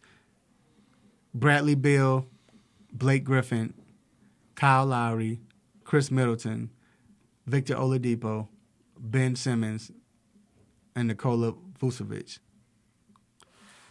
Vucci, man. Yes. He deserved it. He earned it. He deserved it. And he's going to get paid this offseason. Yeah. I was shocked at Chris Middleton. Not saying that he shouldn't deserve it, but I'm glad for him. I'll put it like that. I'm happy he made it. I mean, I don't know. And also, they're going to have D-Wade. No, they're going to have D-Wade, of course, right. But I'm saying Oladipo's Russell. not maybe. D. Russell. Russell. He deserved it. He deserved it. Because they number 5, they number 4 or 5 in the East. They got to have some type of representation. Yeah, it was going to be between Russell and Spencer Dinwiddie. Also could have made it. Yep. Yeah, that's true. But he hurt. D-Russ. But he's hurt too, right? Yeah. His numbers up. His assists are up. His turnovers are down. His mid-range pull-up has became probably one of the best in the game. Like D. Russell out there balling. So who is somebody you think that shouldn't be on here or should have? Kyle Lowry. I agree. Why? Kyle Lowry's had a great. I thought he's had a great season. When last time? He's had a great season. I don't. When Kawhi Leonard out the game? No, even with Kawhi Leonard, he's been getting assists. I think he's second in assists, something like that. He's been playing well. So that mean you're an all-star? Yes, on a team with the best record, put him in. Same reason that Klay Thompson made. Exactly. He wasn't playing great, but he's on the best record. But Kyle Lowry has been playing well. Like it's not like you don't have to dominate games, but he's been playing well. Like it hasn't been where like Klay had games where he wasn't playing well. He was struggling. Kyle Lowry has been playing well and been consistent the whole season. Yeah, he don't deserve to be on the All-Star. So what point guard you think deserve to be on the All-Star? In a second. Right. It ain't. But even with that, he deserves to play because he's been consistent all year. He's been playing well, doing what they need him to do. When they need him to score, he's been scoring. He's been getting assists.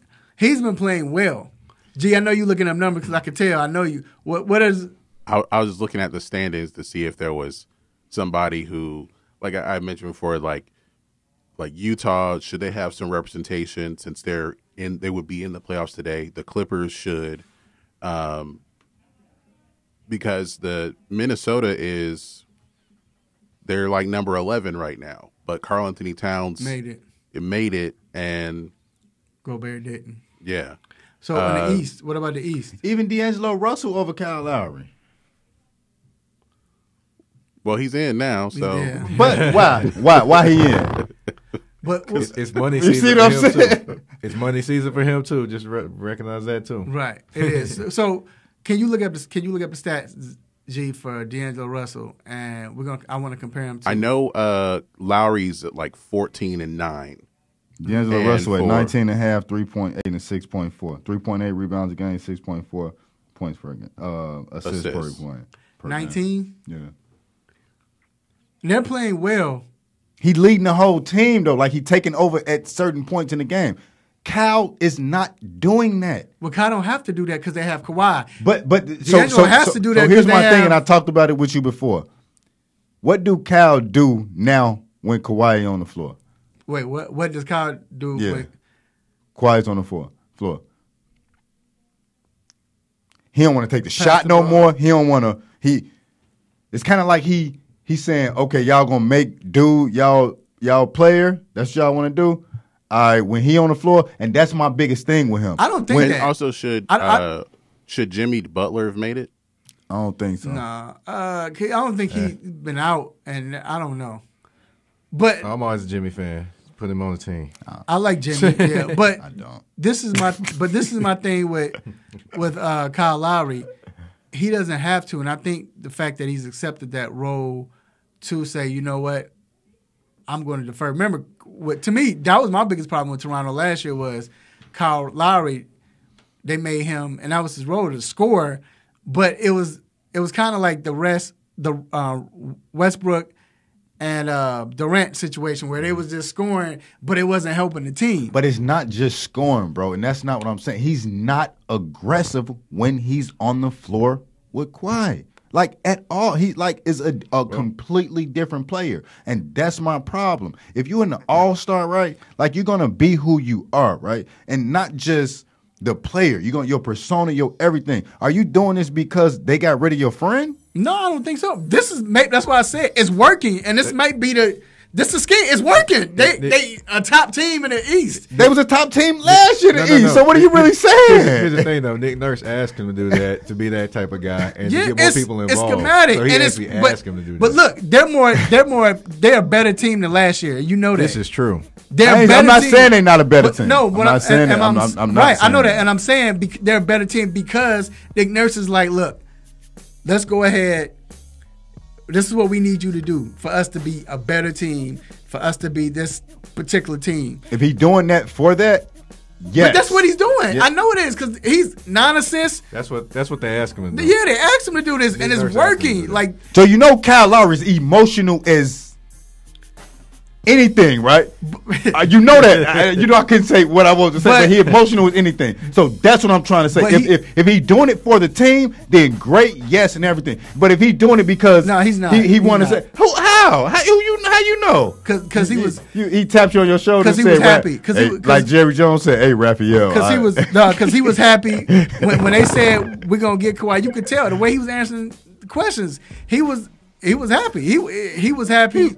He was happy. Happy about what? He didn't even take up for his boy. So the fact all right. Did he take up for DeRozan? Did he take up for DeRozan? Exactly. Man, he made sure that he wasn't gonna get in trouble with his organization that's paying him $30 million a year. And that's what he made sure. And that let you know. And that let you know he's like, That's what I'm saying. Are you doing it because of that, or are you doing it for the betterment of the team? He's doing it for the if you're doing it for the betterment of the team, I'm all for it. But are you doing it because you don't want to get in trouble? But where do you see that? Why do you keep saying it? So where do you see that he's doing it because he's emotional? Like, and I'm asking you this. I don't see it. I see it. I watch day games a lot. I watch NBA every night, and he is two different players. He gives you this sometimes. Yeah. And that's all I'm saying. But I think that's because Nurse asked him when Kawhi's in, this is the guy, and I think they noticed that because, and G, we're about to go, but I think they noticed that because last year you had the two, and like I said, it was the same with Westbrook and Durant. Both of them were scoring. They were good in the regular season. When it came down to the playoffs, it didn't work out well. It was no balance.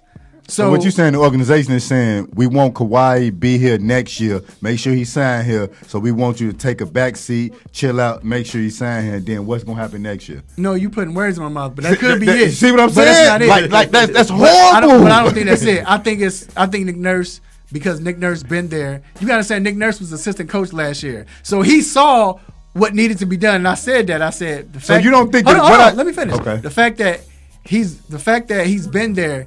He saw everything that was going on. So now he knows his players.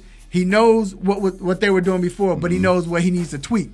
And what he's doing, tweak the team, it worked. And that's why I'm saying. But look, we got to take a quick break. We'll be right back. We'll come back on.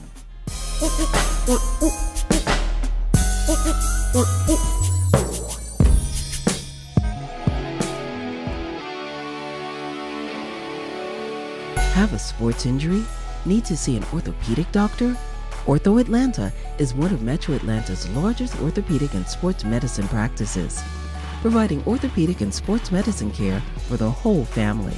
With 37 physicians and 14 offices, the practice provides the highest level of care for injury of muscles, joints, bones, and spine.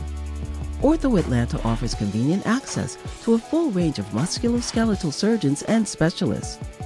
Ortho Atlanta also offers on-site physical therapy, pain management care, MRI imaging, and workers' compensation care. The Ortho Atlanta surgery centers in Austell and Fayetteville provide cost-effective, same-day surgical procedures in an accredited outpatient center. Hip, knee, shoulder, back pain? Ortho Atlanta has you covered with specialists in all areas. Same-day appointments, orthopedic care for the whole family. Ortho Atlanta, Atlanta's choice for orthopedic and sports medicine care. Learn more at www.orthoatlanta.com.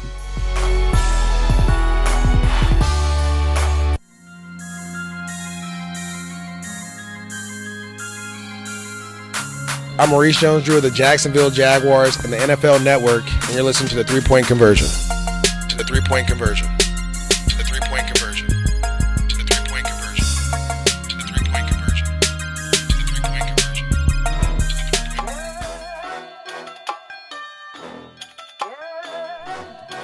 All right, we are back inside the 3-Point Conversion Sports Lounge, and it is time for the weekend picks. Who do y'all have? First of all, I'm gonna go around the table, and we're gonna pick the Super Bowl pick. That's what it is, the Super Bowl pick. Patriots, Rams. Start with the guest, Mike. Who do you have in this game, sir? I have the Patriots winning this game, 38-34. Wow, why do you think it's gonna be high scoring? Going to be a lot of points in the first half, and then once the second half happens, the defenses will settle in. Mm-hmm. So the first half, there'll be a lot of points. Second half, points will be at a premium. Okay. G? I'm going to take the Patriots 28-24. I'm going to take the Patriots. I usually don't do a score because that kind of just never happens how you pull it up, right? Oh, wait, 28-25, because when they win by 3. Right. So it goes into what he just said goes into what I was going to say, just because I got to pick a score was going to be 24-21, and I feel is going to happen is Tom Brady going to lead them down the field, and He gonna kick a field goal and win the game. All right. Man, I've been going back and forth, but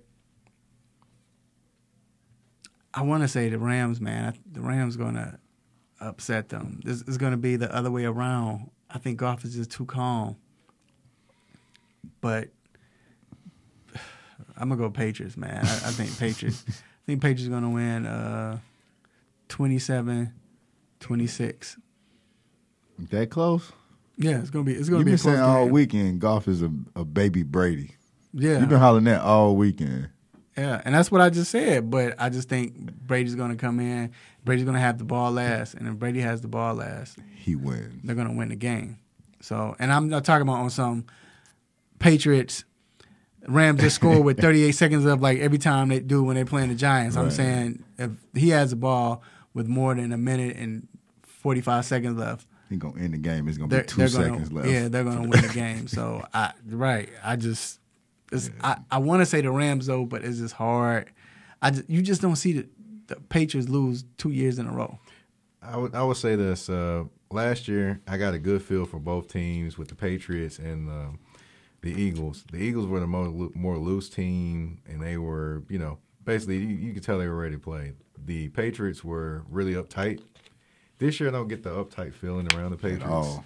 And whereas the Rams, I get that they're pretty loose and ready to go as well. So that's why I can. That's true. Yeah. That's true because the Patriots, they give us the answer. We're ready to do. But like you said, they're not tight at all. I wasn't there last year, but even watching press conferences, whether it's right now, TV this year or being there.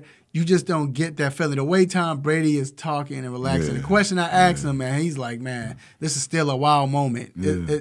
And even with the Rams, right, like this their first year, this their first time here, right? But even last year, the expectations was high. They lost early. So now they just trying to be loose. They here, what I mean? They not like, oh, we uptight, we happy to be here. No, we were supposed to be here last year.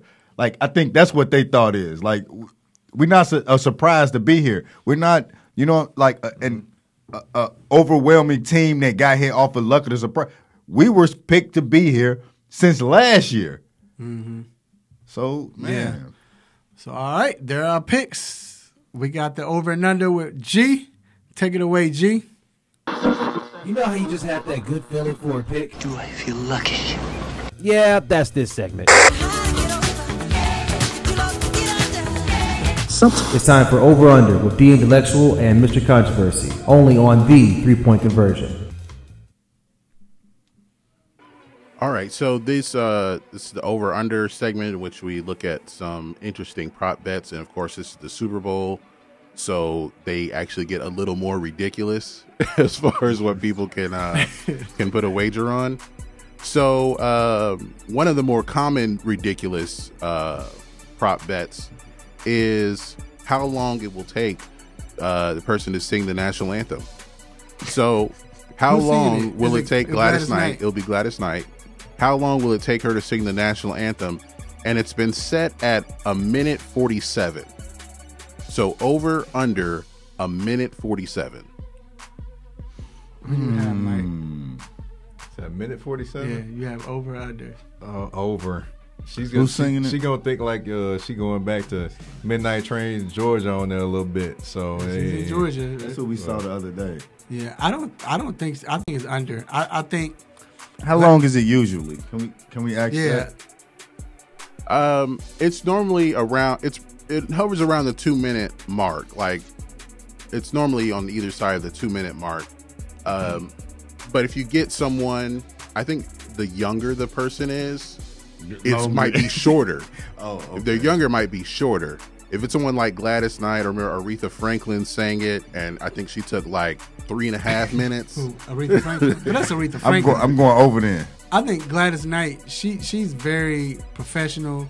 Gladys Knight is not going to be doing any runs or anything like that. That's not her style. She sings the song the way it is. She's going to smile the whole time. Whereas... But she did say, I am here to give the anthem back its voice. I'm going over. But that just means She finna sing. But, no, that means she's about to do it the right way. Because everybody else come on, they trying to do runs. They got the music playing for a prelude, like in the middle of the thing. Like, what is this? You know. So I'm going under. Man. She's not gonna Fergie at first. Yeah. All right. So for the next one, we have will Jim Nantz or Tony Romo use the word Hotlanta during the game? Oh, Jim Nantz gonna kill that. Jim Nantz gonna say that about 8 times. Watch. Everybody in Atlanta gonna be like, "Yo, we don't even say that, bro." That's an over. That's an over. Yeah, I got an over. Yeah, what was it? How many? Well, it was just yes or no. Oh, will it be said at all? That should have been an over and under because I got him saying it 6 times because that's Jim Nantz. He loves trying to say the trendy stuff, and then not even knowing that ain't. It should have been an over and under. How many times? Trendy. He gonna say it should have been an over and under. No, how many times Tony Romo was going to guess to play for? Man, that dude been killing it. He all right, coaching job. Can he go play the lottery after he guesses one more? Nah, ain't that. He knows what he's doing. No, he need to be defensive coach. A defensive head coach. Just a coach. For real. Defensive coach. Period. Go ahead. All right, and the last one we'll give here is how many times will Tom Brady's wife Gisele Bündchen be shown on TV during the game? And it's been set at 1.5. Over. I'm going over. I'm going over. What are you saying? Over 2 times. At least 2 times. I'm going over. She gonna get shown from the beginning, and then after they win, she gonna be shown again. Mm-hmm. No, they're gonna show her in the game about 3 times. Bite her nails. He's driving, and Jim Nantz gonna mention her about 3 times. So. These are the yeah. I got over. Yeah. All right, so that will do it for Over and Under Super Bowl edition. All right, we're going to take a quick break, and we will be right back.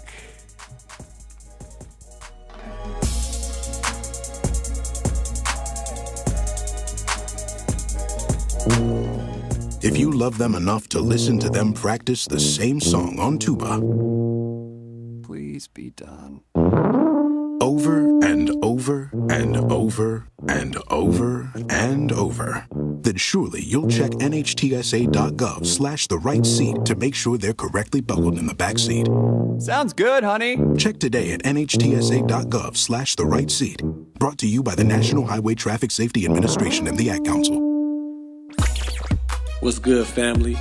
I'm Marlon Sucker Free Jones, a Sucker Free Life LLC, and I'm locked in every Saturday to the best sports show on the planet, the 3-Point Conversion, with no team or no players off limits. So let's talk sports, the best of the best, the worst of the worst, and everything in between. Can you dig that?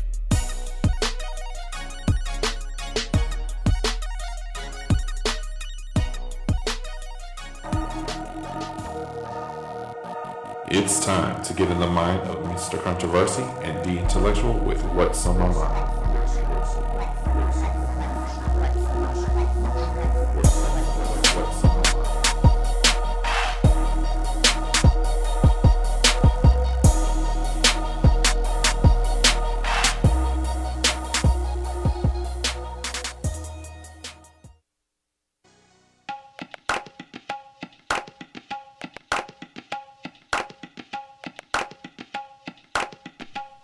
All right, we are back inside the 3-Point Conversion Sports Lounge.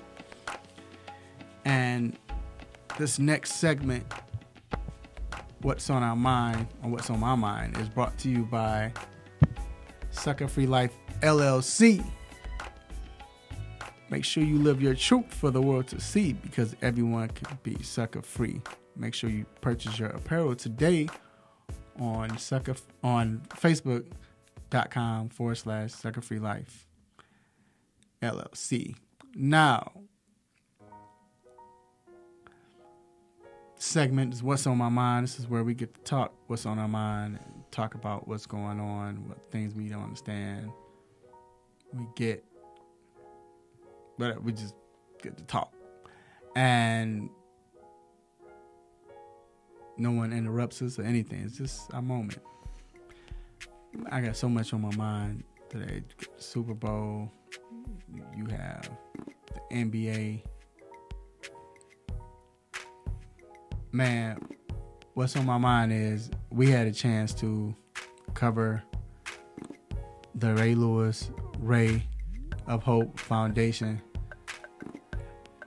Gold Jacket Party for Purpose.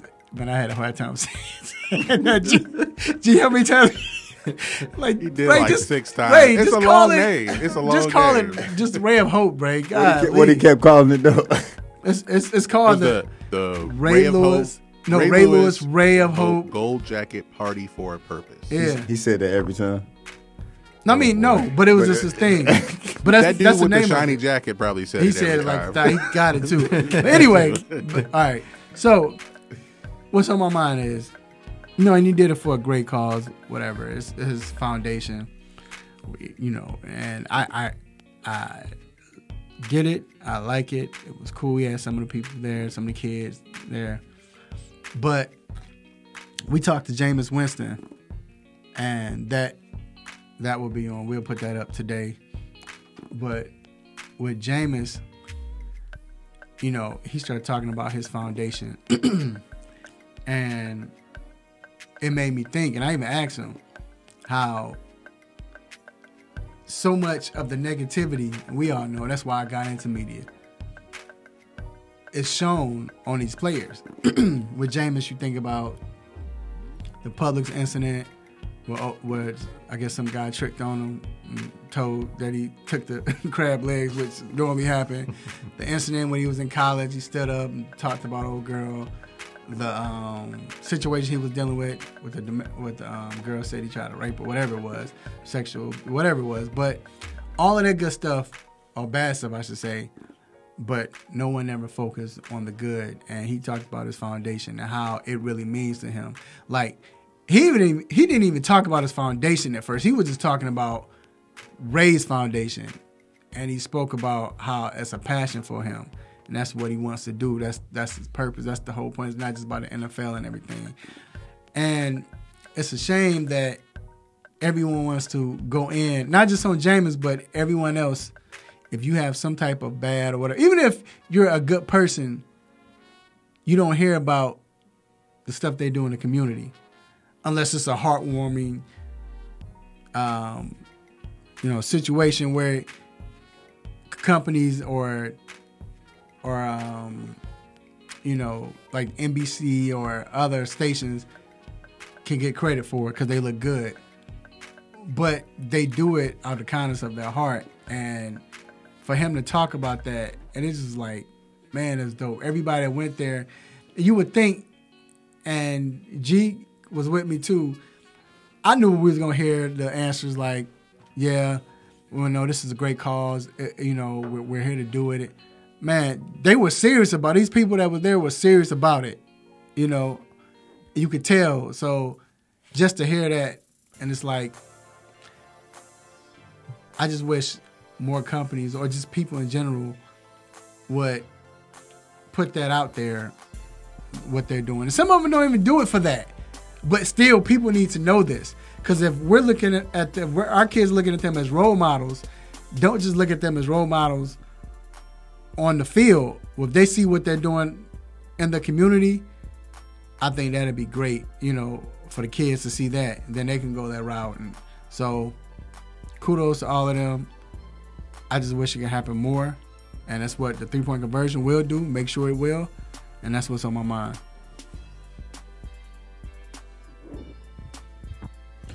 Definitely agree with all of that.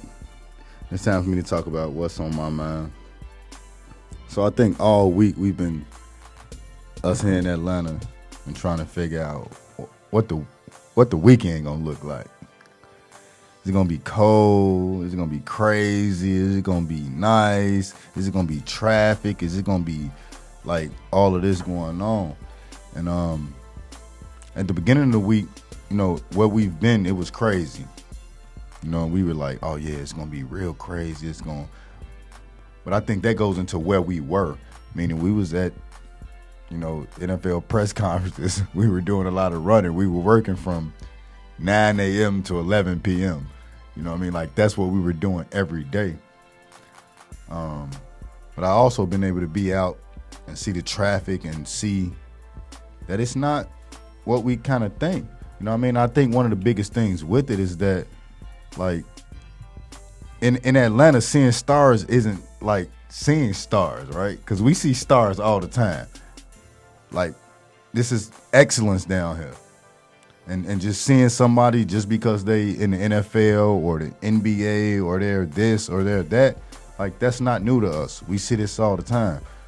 So the whole week we've been like amping this up and doing this, and it's been all over the radio. I've heard one of the radio hosts say that he's been a Super Bowl week before, but it just don't feel the same down here. It just don't. And I think the reason is because we kind of used to this. That's what we do. It's always traffic in Atlanta. It's always something going on in Atlanta. Every weekend, whether it's Jeezy here, T.I. here, this person here, or anybody, it's always that. So I think one of the things that surprised me this weekend is just like Atlanta people just being who they are, doing what they're doing. And they say we not coming out and being crazy just because it's Super Bowl weekend. Like, we do this all the time. And that's what's on my mind. Is that, like, Atlanta stood up and they was just Atlanta for, like, this what we do and this what it is. We're not going to turn up and change differently just because it's Super Bowl weekend. Like, it's a lot of parties. It's a lot going on. But it's also just Atlanta still. Like, just on the regular weekend, this what's going on this weekend can be a regular weekend.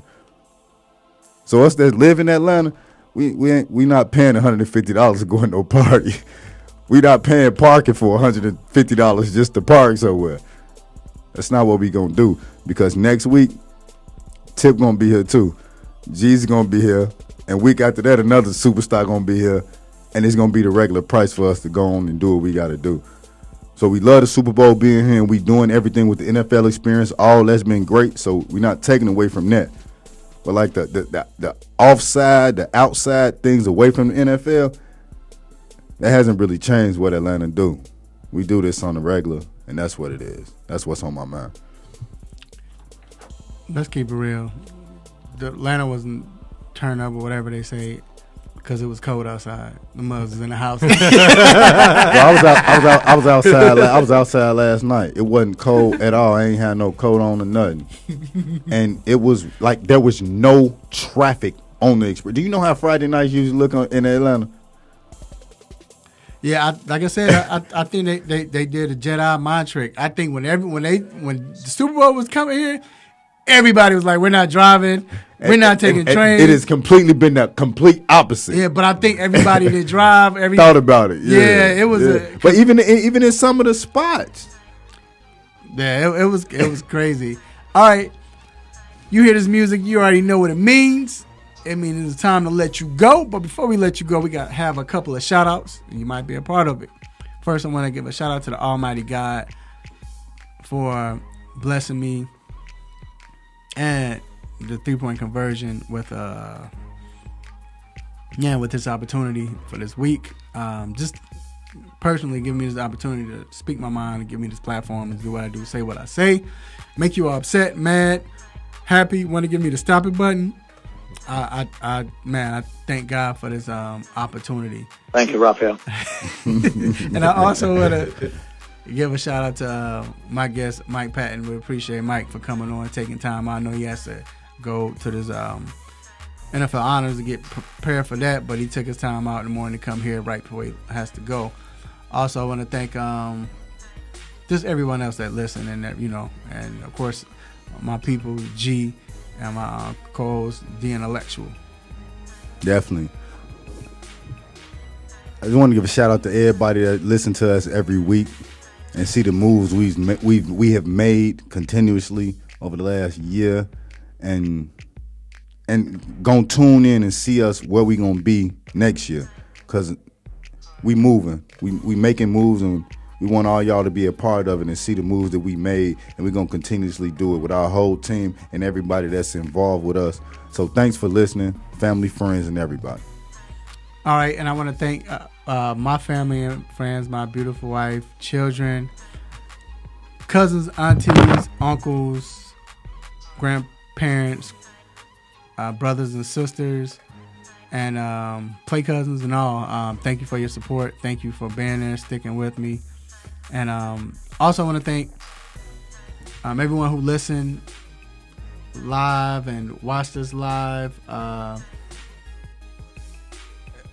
Bobo family, y'all was big. Y'all was on here. Of course, people like LA. Yo, what up? Joe Cardozo, appreciate you for listening. Thank our sponsor, Seneca's Barbershop, Ortho Atlanta, Sucker Free Life LLC. Appreciate everybody, man. Make sure you love family. Y'all stay safe in these streets, but love family. Let family know you love them. Eat well. Have a great time. Be safe tomorrow, but enjoy the game. Until then, same time next week, same show, same crazy host, same sports nonsense. Will you miss me? I'm out. Peace. Peace. You just got done listening to the 3 Point Conversion Sports Lounge. Be sure to follow us on our Instagram, Twitter, and Facebook accounts at the 3 Point Conversion.